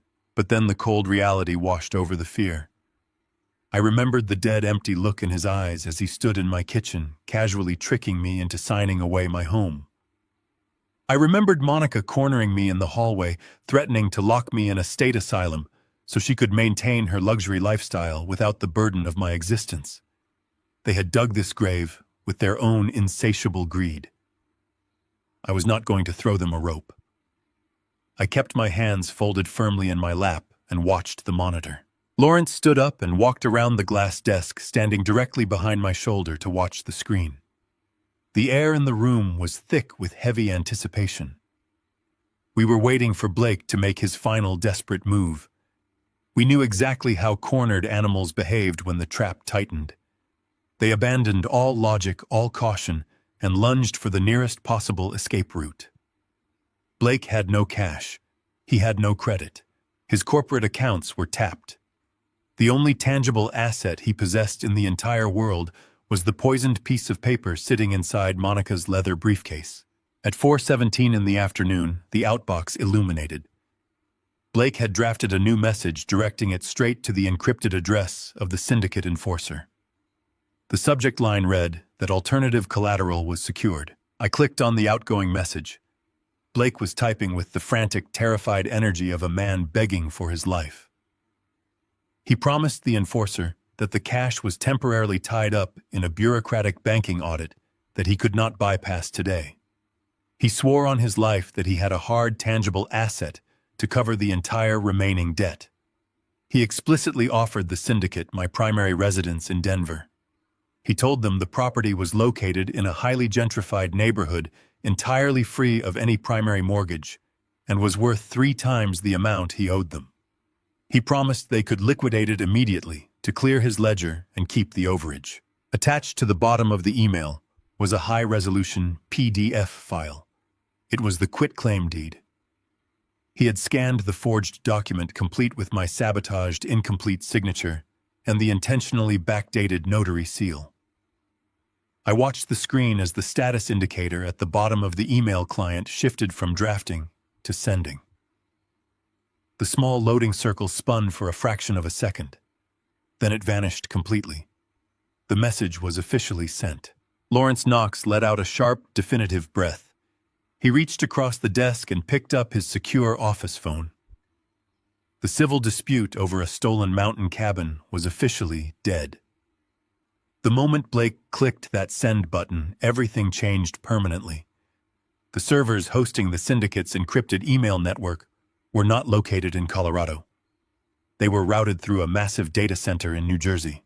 By attaching a forged legal document to an electronic communication and transmitting it across state lines to appease a known criminal enterprise, Blake had just crossed the federal threshold. He had escalated local elder abuse and property theft into a severe, undeniable felony. He had just committed federal wire fraud. Lawrence dialed a direct extension, bypassing the standard reception desk of the local field office. He was calling his primary contact within the Federal Bureau of Investigation. The trap I had laid in my quiet kitchen had functioned with absolute devastating perfection. I leaned back in the heavy leather chair, staring at the digital footprint of my son's destruction. The syndicate was no longer my primary problem. The full weight of the federal government was about to descend on Blake's pristine suburban life, and he had absolutely no idea the storm was already on the horizon. I sat in the passenger seat of Lawrence Knox's vehicle, watching the Denver skyline pass by in absolute silence. The morning sun was bright and warming, but the air inside the car felt heavy and thick with consequence. We turned off the main avenue and descended into the secure underground parking garage of the federal building. The massive concrete pillars and the harsh fluorescent lights felt like the entrance to a sterile modern fortress. I reached into my thick wool coat and gripped the small silver decryption drive hidden in my pocket. It held every encrypted email, every forged signature, and every desperate negotiation my son had conducted with a violent criminal syndicate. I also carried a pristine physical copy of the forged quitclaim deed that Monica had carefully orchestrated. I was walking into a federal building to hand my only child over to the authorities. A profound sense of tragedy washed over me, but it was quickly replaced by a cold, unyielding survival instinct. Blake and Monica had chosen to treat me like a disposable resource. They had plotted to lock me inside a state-funded asylum just to maintain their illusion of luxury. I was simply returning the absolute destruction they had aimed at my life. We took a private secured elevator to a restricted floor located deep within the federal complex. Lawrence navigated the labyrinth of quiet, carpeted hallways with the calm authority of a man returning to his old hunting grounds. We were ushered into a bleak, windowless conference room that smelled faintly of stale coffee and industrial cleaning supplies. A man named Agent Harris was waiting for us, sitting patiently behind a large metal table. He wore a cheap gray suit and possessed the sharp, exhausted eyes of a man who spent his entire life chasing invisible financial ghosts. Lawrence did not offer any polite small talk. He placed his heavy legal briefcase on the table and introduced me. I pulled the silver decryption drive from my pocket and set it down on the cold metal surface right next to the forged property deed. I looked Agent Harris directly in the eye and told him that my son had committed severe wire fraud to cover illicit gambling debts. I told him every single piece of evidence required to prove it was sitting right in front of him. Agent Harris did not show a single ounce of surprise. He pulled a heavy encrypted laptop from his bag and plugged the silver drive into the side port. The room fell into a suffocating silence as the federal software began to meticulously comb through the cloned data. I watched the bright reflection of the screen dance across Harris' glasses. He was reading the panicked emails Blake had sent to the offshore holding company. He was reviewing the terrifying ultimatums sent back by the syndicate enforcers. He watched the digital paper trail where Monica negotiated the price of the forged notary stamp. After 15 agonizing minutes, Harris finally closed the laptop. He let out a low, sharp whistle and leaned back in his chair. He looked at Lawrence and then looked at me. He stated with absolute clinical precision that I had just handed the federal government the exact holy grail they had been desperately seeking for 3 years. Harris explained the massive, terrifying scope of the situation. The Federal Bureau of Investigation did not care about local elder abuse or petty family property disputes. They were actively hunting the underground sports betting syndicate. He told us the organization was a ruthless, sophisticated enterprise that washed millions of dollars of illicit blood money through distressed real estate markets. The federal agents knew exactly how the syndicate operated, but the criminals used endless layers of anonymous shell corporations and offshore servers to remain completely invisible. The Bureau desperately needed a cooperating witness on the inside to tear the entire criminal network apart. They needed someone arrogant enough to make a mistake and vulnerable enough to break under federal pressure. Harris looked at me with a grim, absolute certainty. He told me that Blake and Monica were the perfect leverage. He laid out the brutal timeline of what was about to happen to my family. He said the moment his technical team fully authenticated the wire fraud, they would secure immediate sealed indictments from a federal judge. He told me that heavily armed tactical teams would surround Blake's beautiful suburban home before the sun even came up. They would shatter his pristine front door and drag him out into the street in handcuffs while his wealthy neighbors watched in horror. They would place Monica in the back of a separate armored vehicle. Then, the federal prosecutors would lock them in separate cold interrogation rooms and present them with a devastating choice. They could either spend the next 20 years rotting in a maximum security penitentiary for conspiracy and wire fraud, or they could wear hidden recording devices and completely betray the violent syndicate. I listened to this dark reality feeling a strange, hollow echo in my chest. I was actively signing the death warrant for my son's future. But I remembered Monica threatening to throw me into a decaying medical prison. I remembered Blake happily offering my sanctuary to violent thugs to save his own skin. I looked at Agent Harris and told him to do whatever was necessary. Lawrence cleared his throat and shifted forward in his chair. The tone in the room suddenly grew incredibly tense. Lawrence looked at Harris and asked a highly specific question about the physical assets tied to the criminal investigation. Harris let out a long, heavy sigh and rubbed his forehead. This was where our perfect trap developed a sudden, catastrophic complication. Harris explained the rigid, uncompromising laws of federal asset forfeiture. The racketeering statutes were entirely blind and utterly ruthless. The exact second the federal government officially executed the raid on the syndicate, they would immediately freeze and seize every single piece of property connected to the money laundering operation. Because Blake had successfully transferred the title of my mountain cabin to the holding firm using the forged deed, the cabin was now legally classified as the direct proceeds of a criminal enterprise. Harris looked at me with a profound, heavy sympathy. He explained that once the Department of Justice put a federal seizure lock on my land, it would vanish into a legal black hole. It would be tied up in massive bureaucratic litigation for at least a decade. I would have to hire an army of expensive defense attorneys and wage a relentless war against the federal government just to prove I was the original innocent victim of the forgery. He told me frankly that I would likely pass away from old age before I ever saw the inside of my cabin again. The air in the windowless room instantly evaporated. I felt a cold, suffocating panic wrap tightly around my throat. I had risked my life infiltrating Blake's home and stealing that data specifically to save my legacy. Now the very weapon I had handed to the authorities was about to completely swallow my property. I turned to Lawrence, my voice rising in sharp, desperate anger. I told him I absolutely refused to surrender my home to the government. I told him we had to pull the cabin out of the fire immediately. Lawrence held up his hand, demanding absolute calm. His eyes were burning with intense, rapid calculation.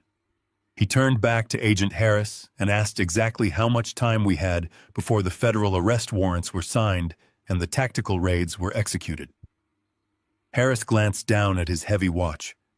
He said his cyber division needed time to process the encrypted servers and coordinate the strike teams. He stated clearly that the coordinated raid would happen exactly at dawn on Friday morning. That gave us roughly 48 hours. Lawrence turned to me and slammed his hand flat against the metal table. He said there was a tiny, incredibly narrow legal window to rip the cabin away from the syndicate before the federal agents seized it. Lawrence explained the absolute brilliance of the trap we had already set at the county clerk office. Because I had intentionally planted missing initials and backdated errors on the secondary deed, Blake tried to file the local municipal court already had an active pending fraud alert registered against the property. Lawrence said we did not need to fight the federal government. We needed to beat them to the punch using local jurisdiction. He told me we had to draft an emergency ex parte injunction and present it to a local county judge first thing Thursday morning. We would use the original forged deed and the printed copies of Monica emails as absolute undeniable proof that the initial transfer to the syndicate was entirely fraudulent and invalid. Lawrence spoke with a fierce, rapid intensity. He explained that if a local county judge officially voided the transaction and reverted the property title back to my name, on Thursday afternoon, the federal government could not touch it on Friday morning. The cabin would be legally insulated and entirely severed from the syndicate asset forfeiture sweep. But it required absolute flawless legal precision, and we were racing against a ticking federal clock. If the local judge hesitated or asked for a delay to review the evidence, the sun would rise on Friday and the FBI would lock my property away for the rest of my life. We immediately left the federal building and drove straight back to Lawrence downtown law firm. The city outside the windows blurred past in a rush of gray concrete and bright sunlight. We locked ourselves inside his massive glass office and began the grueling process of drafting the emergency injunction. I sat in a heavy leather chair drinking cup after cup of bitter black coffee while Lawrence typed furiously on his keyboard. We were building a desperate, impenetrable legal shield to protect the only thing I had left in the world. Every single hour that ticked by brought the massive federal strike closer to reality. I stared out the large windows, watching the city lights flicker on as the evening approached. I thought about Monica walking through the halls of her beautiful suburban house, confidently planning her upcoming vacations, and completely unaware of the absolute destruction hurtling toward her. I thought about Blake sitting in his office, desperately waiting for a financial miracle from his bank that was never going to arrive. They had built their entire lives on a foundation of arrogance and cruelty. They believed they could discard me without a single consequence. As the dark night slowly turned into the early pale light of dawn, Lawrence printed the massive stack of legal documents. The papers were warm from the machine. We had one single chance to convince a local judge to return my home to me before the federal hammer finally fell and shattered everything. I walked into the sleek, empty lobby of the commercial real estate firm precisely at 6 in the morning. The sky outside the towering glass windows was still dark, and the city streets were completely silent. Lawrence had set up the meeting through a secure back channel, demanding the developer meet me before regular business hours. The large curved reception desk was unmanned, and the ambient lighting was dim. I did not shuffle my feet. I did not hunch my shoulders. The frail, pathetic old man who had wept in the living room was entirely gone. I walked with the heavy, measured stride of a man who held all the executioner cards. I pushed open the frosted glass door of the main conference room. The man from the business card was sitting at the head of a long, polished mahogany table. He wore an expensive dark suit and a silver watch that caught the faint overhead light. He looked at me with a mixture of intense annoyance and complete dismissal. He thought he was dealing with a confused elderly victim, trying to beg for a few extra days to pack his belongings.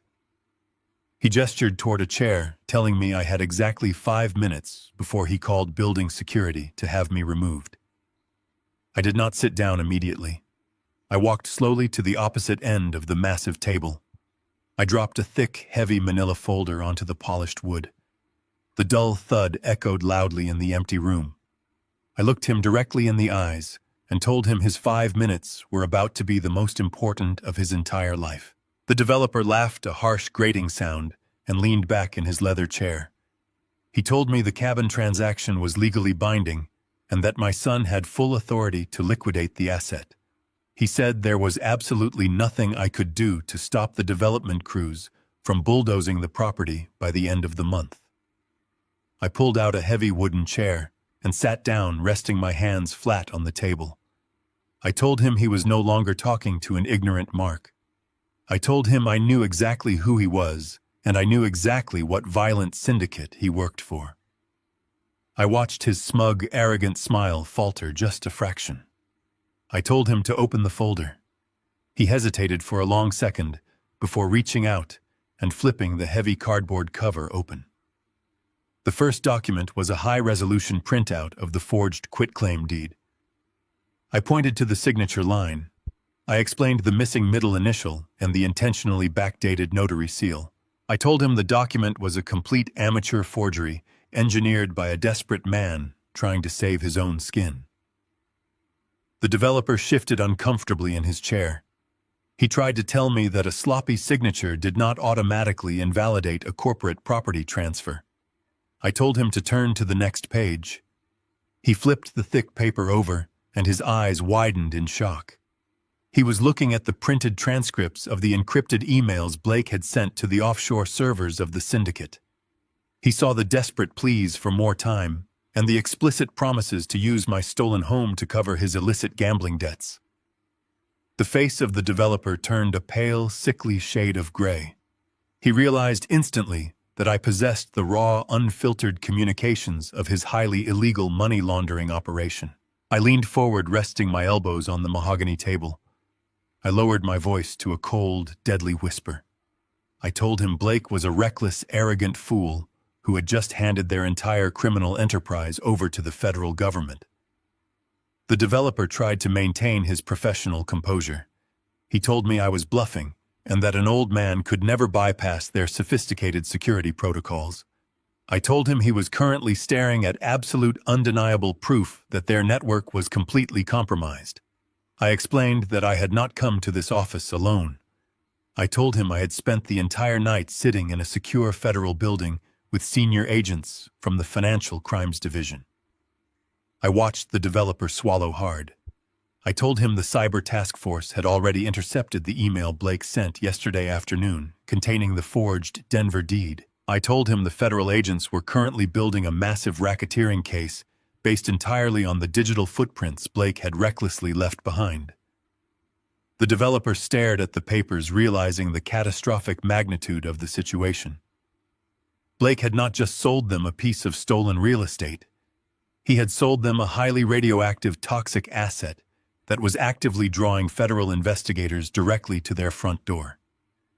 I told him the moment the sun rose, the federal government was going to drop a massive asset forfeiture net over every single property connected to Blake and their holding firm. The developer closed the folder. His hands were trembling slightly. The arrogant corporate predator was completely gone, replaced by a terrified man staring down decades in a federal penitentiary. He asked me what I wanted. He knew I had not come to his office just to gloat about his impending arrest. I reached into my jacket pocket and pulled out a fresh stack of legal documents that Lawrence had drafted just hours ago. I slid them across the smooth wood of the table. I told him the documents constituted a complete and immediate nullification of the cabin sale. I explained that the paperwork formally voided the quitclaim deed, returning the title entirely and permanently to my name. I told him he had exactly two choices. He could refuse to sign the voiding contract and try to fight me for the property. If he chose that path, the cabin would remain tied to the syndicate ledger, and the federal agents would seize it by noon, using it as the primary anchor to destroy his entire laundering operation. Or he could sign the documents right now legally, severing the cabin from his holding firm and completely isolating his company from the forged asset, before the authorities dropped the hammer. I told him it was his only chance to amputate the infected limb before the poison killed his entire organization. The room was incredibly quiet. The only sound was the faint hum of the building ventilation system. The developer stared at the voiding contract. He understood the absolute ruthless logic of my ultimatum. If he kept the cabin, he was voluntarily chaining himself to a sinking ship. He reached into his jacket and pulled out a heavy silver pen. He did not say another word to me. He uncapped the pen and began signing his name across the bottom of the voiding documents. He stamped his corporate seal next to his signature, legally erasing their claim to my sanctuary. He pushed the papers back across the polished table. He told me to take my property and never contact his firm again. I picked up the documents and slid them carefully into my briefcase. I told him he had made a very smart decision, but that he should probably start looking for a new line of work. I stood up from the table and walked out of the conference room, leaving him sitting alone in the dark office. My boots echoed against the tile floor of the lobby.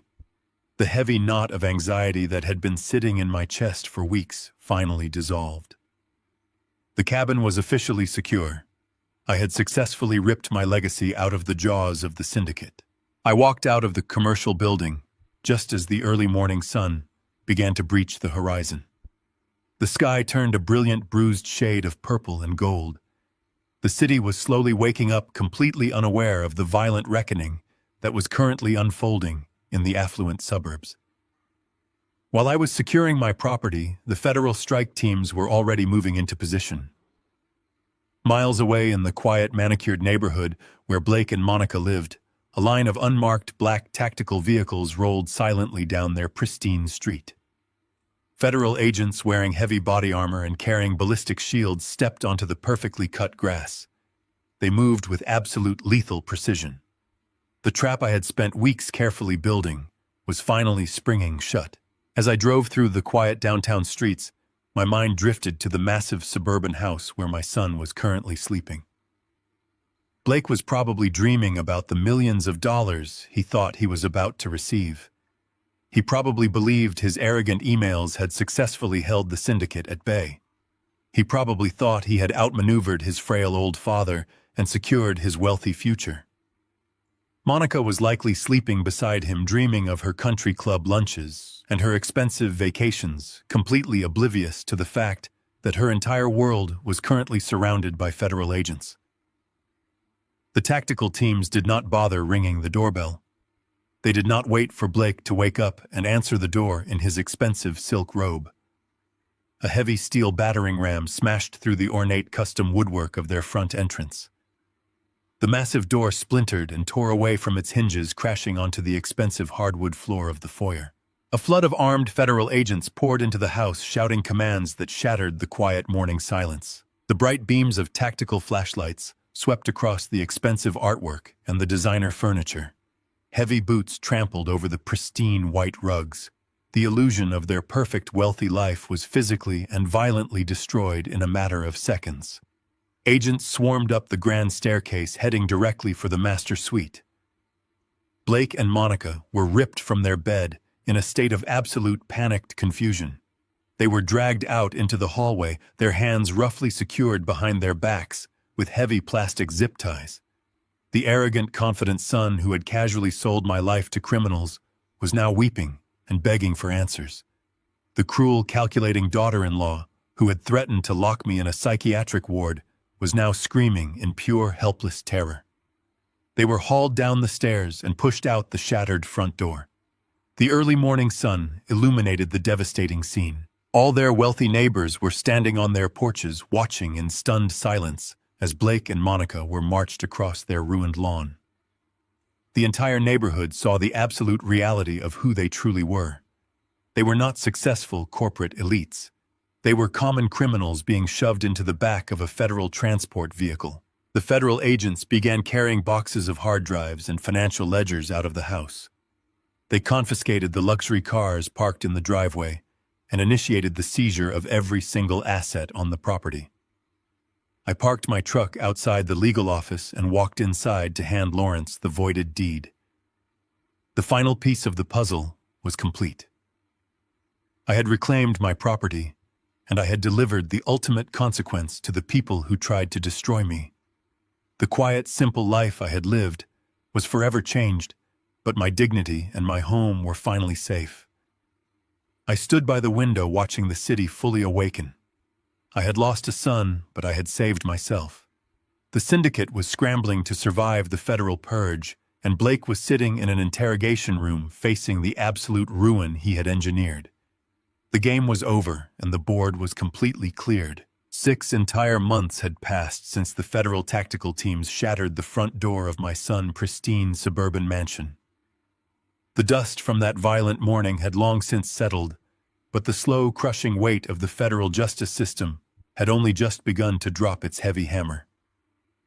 I had spent the last half-year living quietly in my Denver home watching the seasons change outside my window. The silence in my house was no longer filled with the heavy dread of impending homelessness or the terrifying threat of a forced medical commitment. It was a profound, absolute peace. Lawrence Knox had kept me updated on every single brutal development of the case. The underground sports betting syndicate had been completely dismantled. The holding company was dissolved, and the federal prosecutors had seized every single asset tied to the money laundering operation. Blake and his wife were caught dead in the center of the blast radius. Their luxury cars were auctioned by the government. Their sprawling home was seized. Their bank accounts were entirely frozen. When the initial shock of their arrest wore off, they had tried to hire the most aggressive and expensive defense attorneys in the city. They wanted to fight the charges and spin a narrative of tragic misunderstanding. But federal asset forfeiture is a ruthless mechanism. The moment the government proved their money was tainted, the funds completely dried up. Their high-priced legal team immediately abandoned them, leaving them to rely on an overworked public defender who took one look at the cloned hard drive and the intercepted emails and told them they were absolutely going to lose. They were facing 20 consecutive years in a federal penitentiary for grand theft forgery and severe wire fraud. The reality of their situation had finally breached their arrogant delusions. Now, on the morning of their final plea hearing, the federal prosecutor had granted a highly unusual request. Blake had begged his public defender to arrange a brief meeting with me in the holding cells beneath the courthouse. He wanted 10 minutes to speak with his father before they walked upstairs and officially surrendered their freedom to a federal judge. Lawrence had advised me not to go. He told me there was absolutely nothing left to salvage and that they would only try to manipulate my emotions one last time. But I needed to see them. I needed to look into the eyes of the people who had tried to bury me alive and confirm that the terrible chapter of my life was permanently closed. I walked through the heavy metal detectors at the entrance of the federal courthouse. The air inside the building was cold and smelled of floor wax and stale paper. A uniformed bailiff escorted me down a long, concrete corridor, illuminated by harsh, buzzing fluorescent lights.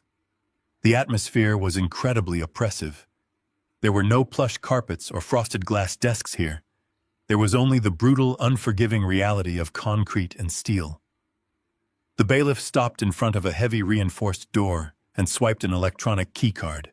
The heavy deadbolt clicked loudly. He pushed the door open and motioned for me to step inside the small interrogation room. I walked into the cramped space and the door shut firmly behind me. The room was empty except for a scarred metal table bolted directly to the floor and 3 plastic chairs. Blake and Monica were sitting on the opposite side of the table. The visual shock of their physical degradation hit me like a physical blow. The last time I saw them, they were standing on their manicured lawn acting like untouchable royalty. They were draped in expensive designer clothing and radiating absolute supreme arrogance. Now that pristine facade was entirely gone. They were both wearing oversized, faded orange jumpsuits issued by the federal holding facility. Blake looked like a completely broken man. He had lost a significant amount of weight, and his uniform hung loosely off his shoulders. His normally perfect hair was greasy and unkempt. The dark, heavy circles under his eyes told the story of endless, sleepless nights locked in a cell. He was trembling. His hands were clasped together on the metal table, and his fingers were shaking uncontrollably.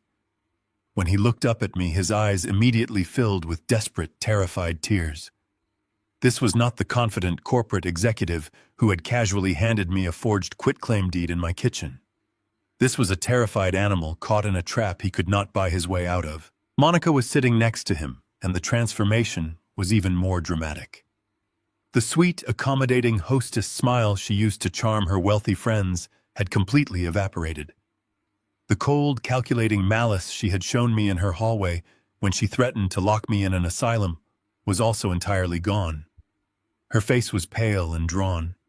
She looked exhausted and incredibly small. The realization that her life of country club lunches and expensive vacations was over had crushed her spirit. They both looked up at me as I pulled out the plastic chair and sat down across the table. For a long moment, the only sound in the small interrogation room was the harsh, ragged sound of my son weeping.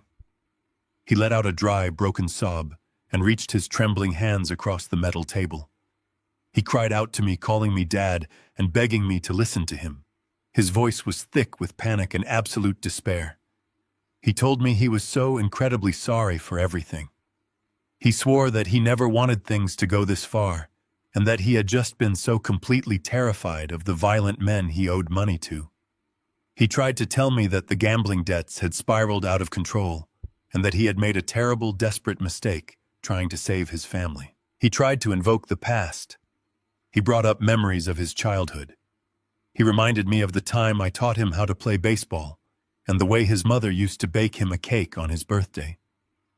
He was desperately digging through the graveyard of our shared history, trying to find a single shred of paternal affection he could exploit.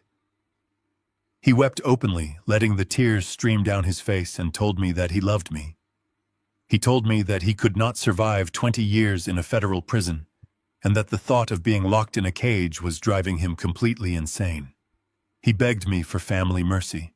He asked me to forgive the unforgivable. Monica leaned forward, crowding against Blake's shoulder.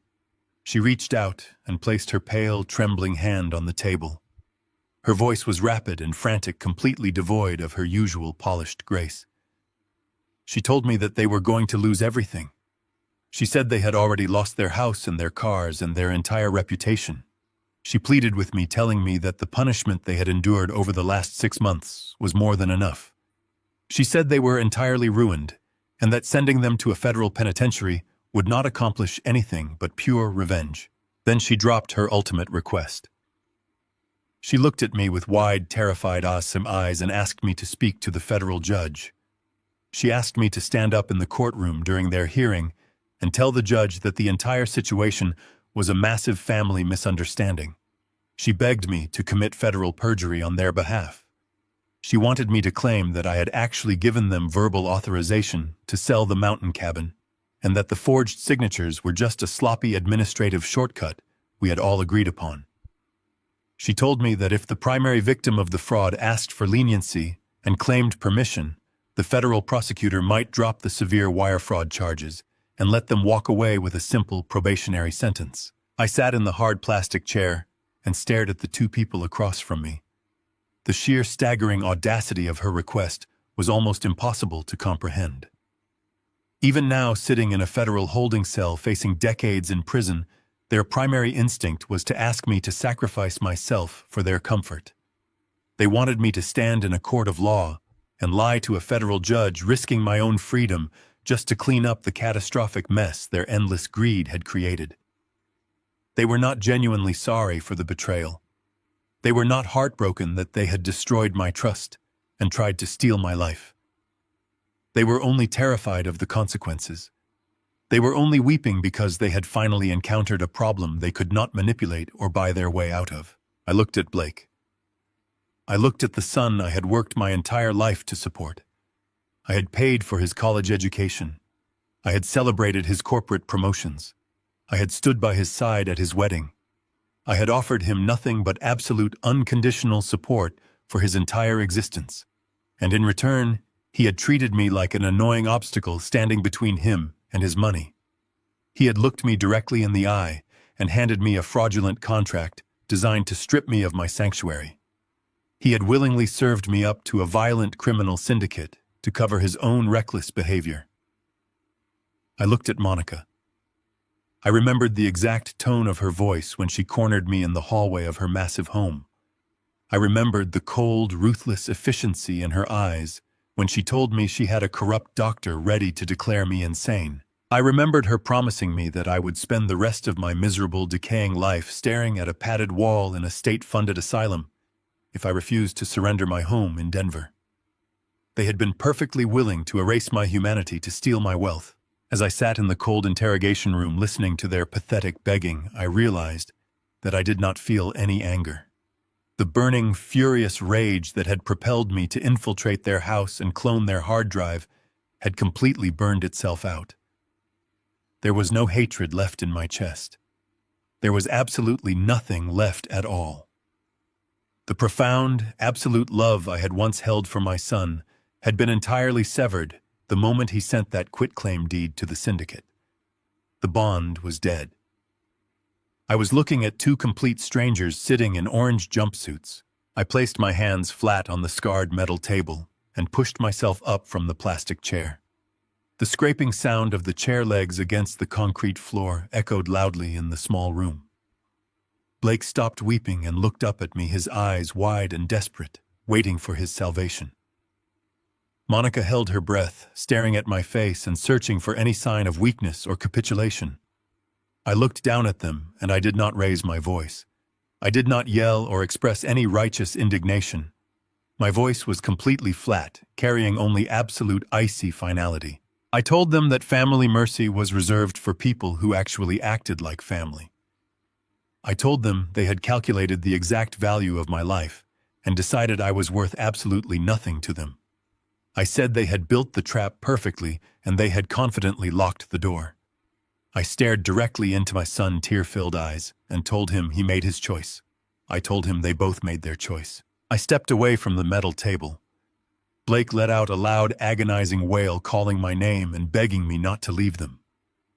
Monica buried her face in her hands and began to sob uncontrollably, the terrifying reality of her future finally crushing her completely. I did not look back. I walked to the heavy reinforced door and knocked firmly on the metal panel. The electronic deadbolt clicked instantly, and the uniformed bailiff pulled the door open. I stepped out of the interrogation room and walked down the long, fluorescent-lit hallway. I could hear Blake crying out from inside the cell, but the sound grew fainter with every step I took until the heavy doors completely silenced it. I walked through the security checkpoint and pushed the heavy glass doors of the courthouse open. The bright, warm morning sun washed over my face and the fresh air filled my lungs. I walked down the concrete steps, leaving the federal building behind me. The long, quiet years of my life were finally waiting for me, and I was going home. The tires of my heavy truck crunched softly against the familiar gravel of the winding mountain road. I rolled the driver window down, allowing the sharp, crisp alpine air to fill the cabin of the vehicle. Down below, the sprawling concrete grid of Denver was slowly disappearing behind the dense tree line. The city had been a ruthless battlefield for the past 6 months. It was a place of sterile law offices, crowded courtrooms, and cold interrogation cells where my entire life had been put on trial. But as the elevations steadily climbed, I could feel the toxic residue of that world peeling away from my skin. The heavy, suffocating weight of betrayal and legal warfare was finally lifting. I was leaving the chaos entirely behind me. I steered the truck around the final sweeping curve of the mountain path, gripping the leather steering wheel with relaxed, steady hands. The dense canopy of ancient green pine trees parted like a massive curtain, revealing my sanctuary. I guided the vehicle into the small dirt clearing and shifted the engine into park. I turned the ignition key, and the heavy rumble of the engine died away, leaving behind a profound, absolute stillness. I did not move immediately. I sat behind the steering wheel and just looked at the wooden structure resting against the rugged hillside. The cabin stood exactly as I had left it. It was completely untouched by the greed and the malice that had tried to consume it. The dark stained logs and the slanted metal roof looked strong and defiant under the fading afternoon light. I opened the heavy metal door and stepped out onto the damp earth. The crisp scent of crushed pine needles and fresh mountain soil rushed into my lungs, clearing my mind completely. It was the scent of my youth, of my long marriage, and of my absolute independence. I walked slowly around the perimeter of the property, letting my hand brush against the rough bark of the towering trees. Every single stone and every piece of timber in this place carried a specific beautiful memory. I remembered pouring the concrete foundation with my own hands decades ago. I remembered my late wife painting the window frames while the warm summer breeze blew through her hair. Blake and Monica had looked at this sacred ground and seen absolutely nothing but a disposable asset. They had seen a meaningless commodity to be traded to violent criminals for a few months of fake luxury and corporate prestige. But the mountain had outlasted them. I had outlasted them. I walked around to the back of the cabin, where the land dropped away to reveal the massive, sweeping valley below. I stepped onto the wide cedar deck that wrapped around the rear of the cabin. The thick wooden planks felt solid and reassuring beneath my heavy boots. I had spent an entire month last summer kneeling on this deck, sanding down the rough edges and sealing the wood entirely by hand. I knew every knot and every grain in the timber. Monica had once mocked me for doing the manual labor myself. She had rolled her eyes and asked why I did not simply hire a local contractor to fix the deck. She never understood the profound, quiet satisfaction of maintaining the things you truly love. She only understood how to consume and how to destroy. Now the wood gleamed under the late afternoon sun, completely free of her toxic shadow. The physical safety of the cabin was only one part of the absolute victory. The relentless federal justice system had aggressively corrected the financial devastation my son had caused. Lawrence Knox had delivered the final legal paperwork to my Denver home just 2 days ago. The massive fraud case against the underground syndicate had allowed the government to trace every single stolen dollar through their labyrinth of offshore accounts. The federal judge overseeing Blake and his criminal sentencing had been absolutely merciless regarding financial restitution. The courts had liquidated whatever legitimate assets Blake and Monica had left, and redirected the funds entirely back to my personal accounts. The emergency savings they had drained from my bank to cover their initial gambling debts had been completely restored, with substantial punitive interest attached. I was actually far more financially secure now than I had been before this entire nightmare began. My primary residence in Denver was also completely safe. The voided quitclaim deed had successfully blocked the syndicate from staking any legal claim to my home. The corrupt notary, who had facilitated the forgery, was currently sitting in a federal prison serving a long sentence for severe document fraud. The sleazy physician Monica had tried to bribe to declare me mentally incompetent, had permanently lost his medical license, and was facing his own severe criminal charges. The terrifying threat of being ripped from my home and locked inside a sterile psychiatric ward was permanently erased. The invisible cage they had tried to build around my life had been shattered into a million pieces. The power dynamic had been permanently and irrevocably inverted. For years I had played the role of the silent, accommodating father. I had written checks to cover their supposed bad luck, and I had swallowed my pride to keep the peace at awkward family dinners. I had allowed them to treat me like a declining, obsolete burden. But they had, tragically, misunderstood my silence. They thought my quiet patience was a symptom of weakness and senile decay. They never realized that the same hands that could gently carve a wooden toy could also build a flawless, lethal trap. I had used their own supreme arrogance to completely dismantle their lives. I had excised the infection from my family tree with surgical, absolute precision. I unlocked the heavy back door and stepped into the dim, cool interior of the cabin. The air inside smelled faintly of wood smoke and old leather. I walked directly to the small rustic kitchen and began my familiar evening ritual. I filled the metal kettle with fresh water and placed it on the cast-iron stove. I ground the dark, roasted coffee beans, listening to the sharp, satisfying crunch of the hand grinder. There was no rush. There was no ticking clock, and no impending threat waiting for me in the shadows. I had all the time in the world. When the water finally boiled, I poured it slowly over the grounds, watching the dark, rich liquid fill my favorite ceramic mug. The simple, quiet rhythm of the task grounded me completely. I carried the steaming mug of black coffee back out onto the cedar deck.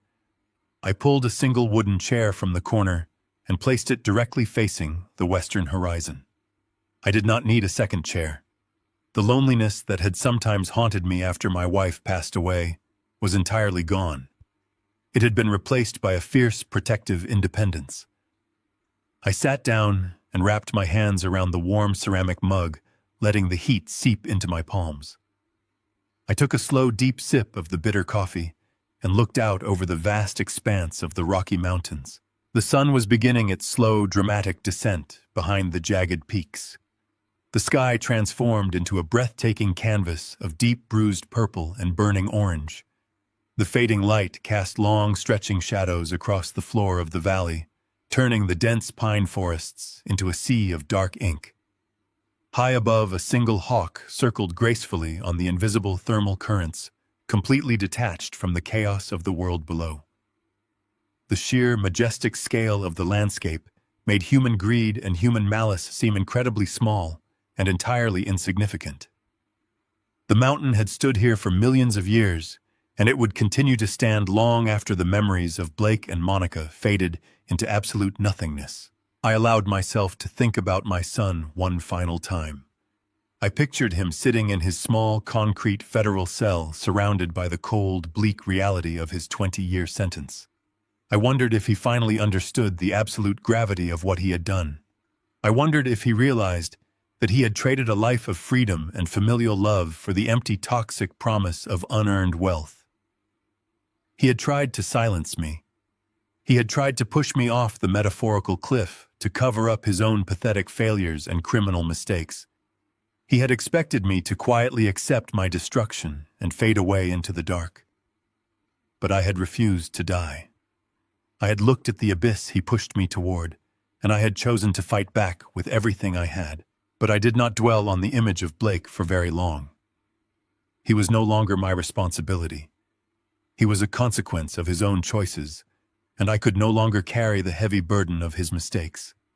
I took another sip of my coffee and let the image of my son dissolve completely into the cooling mountain air.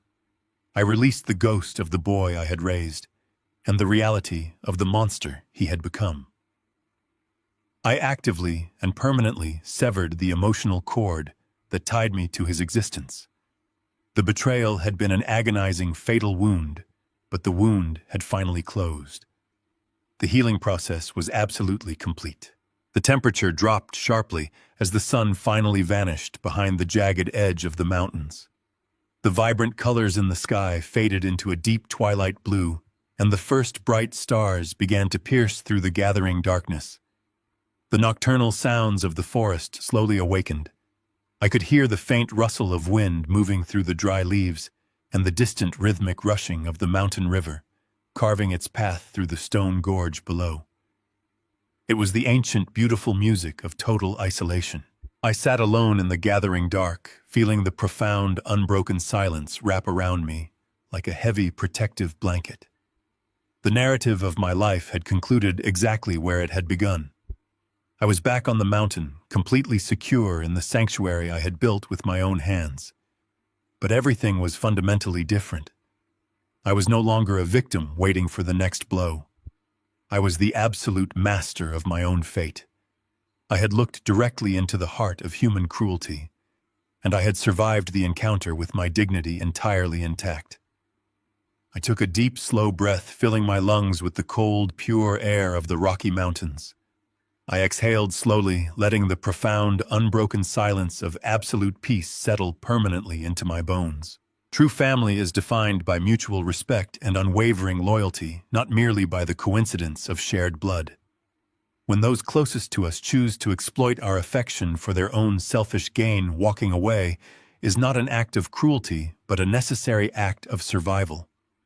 Dignity and peace cannot be purchased, nor should they ever be sacrificed to satisfy the boundless greed of others. Reclaiming your life often requires making the hardest choice of all, stepping out of the shadows, severing the toxic bonds, and finding the profound strength to finally stand completely alone. If you found this story compelling and wish to hear more tales of ultimate justice, please consider leaving your thoughts in the comments and subscribing to our channel for future narratives.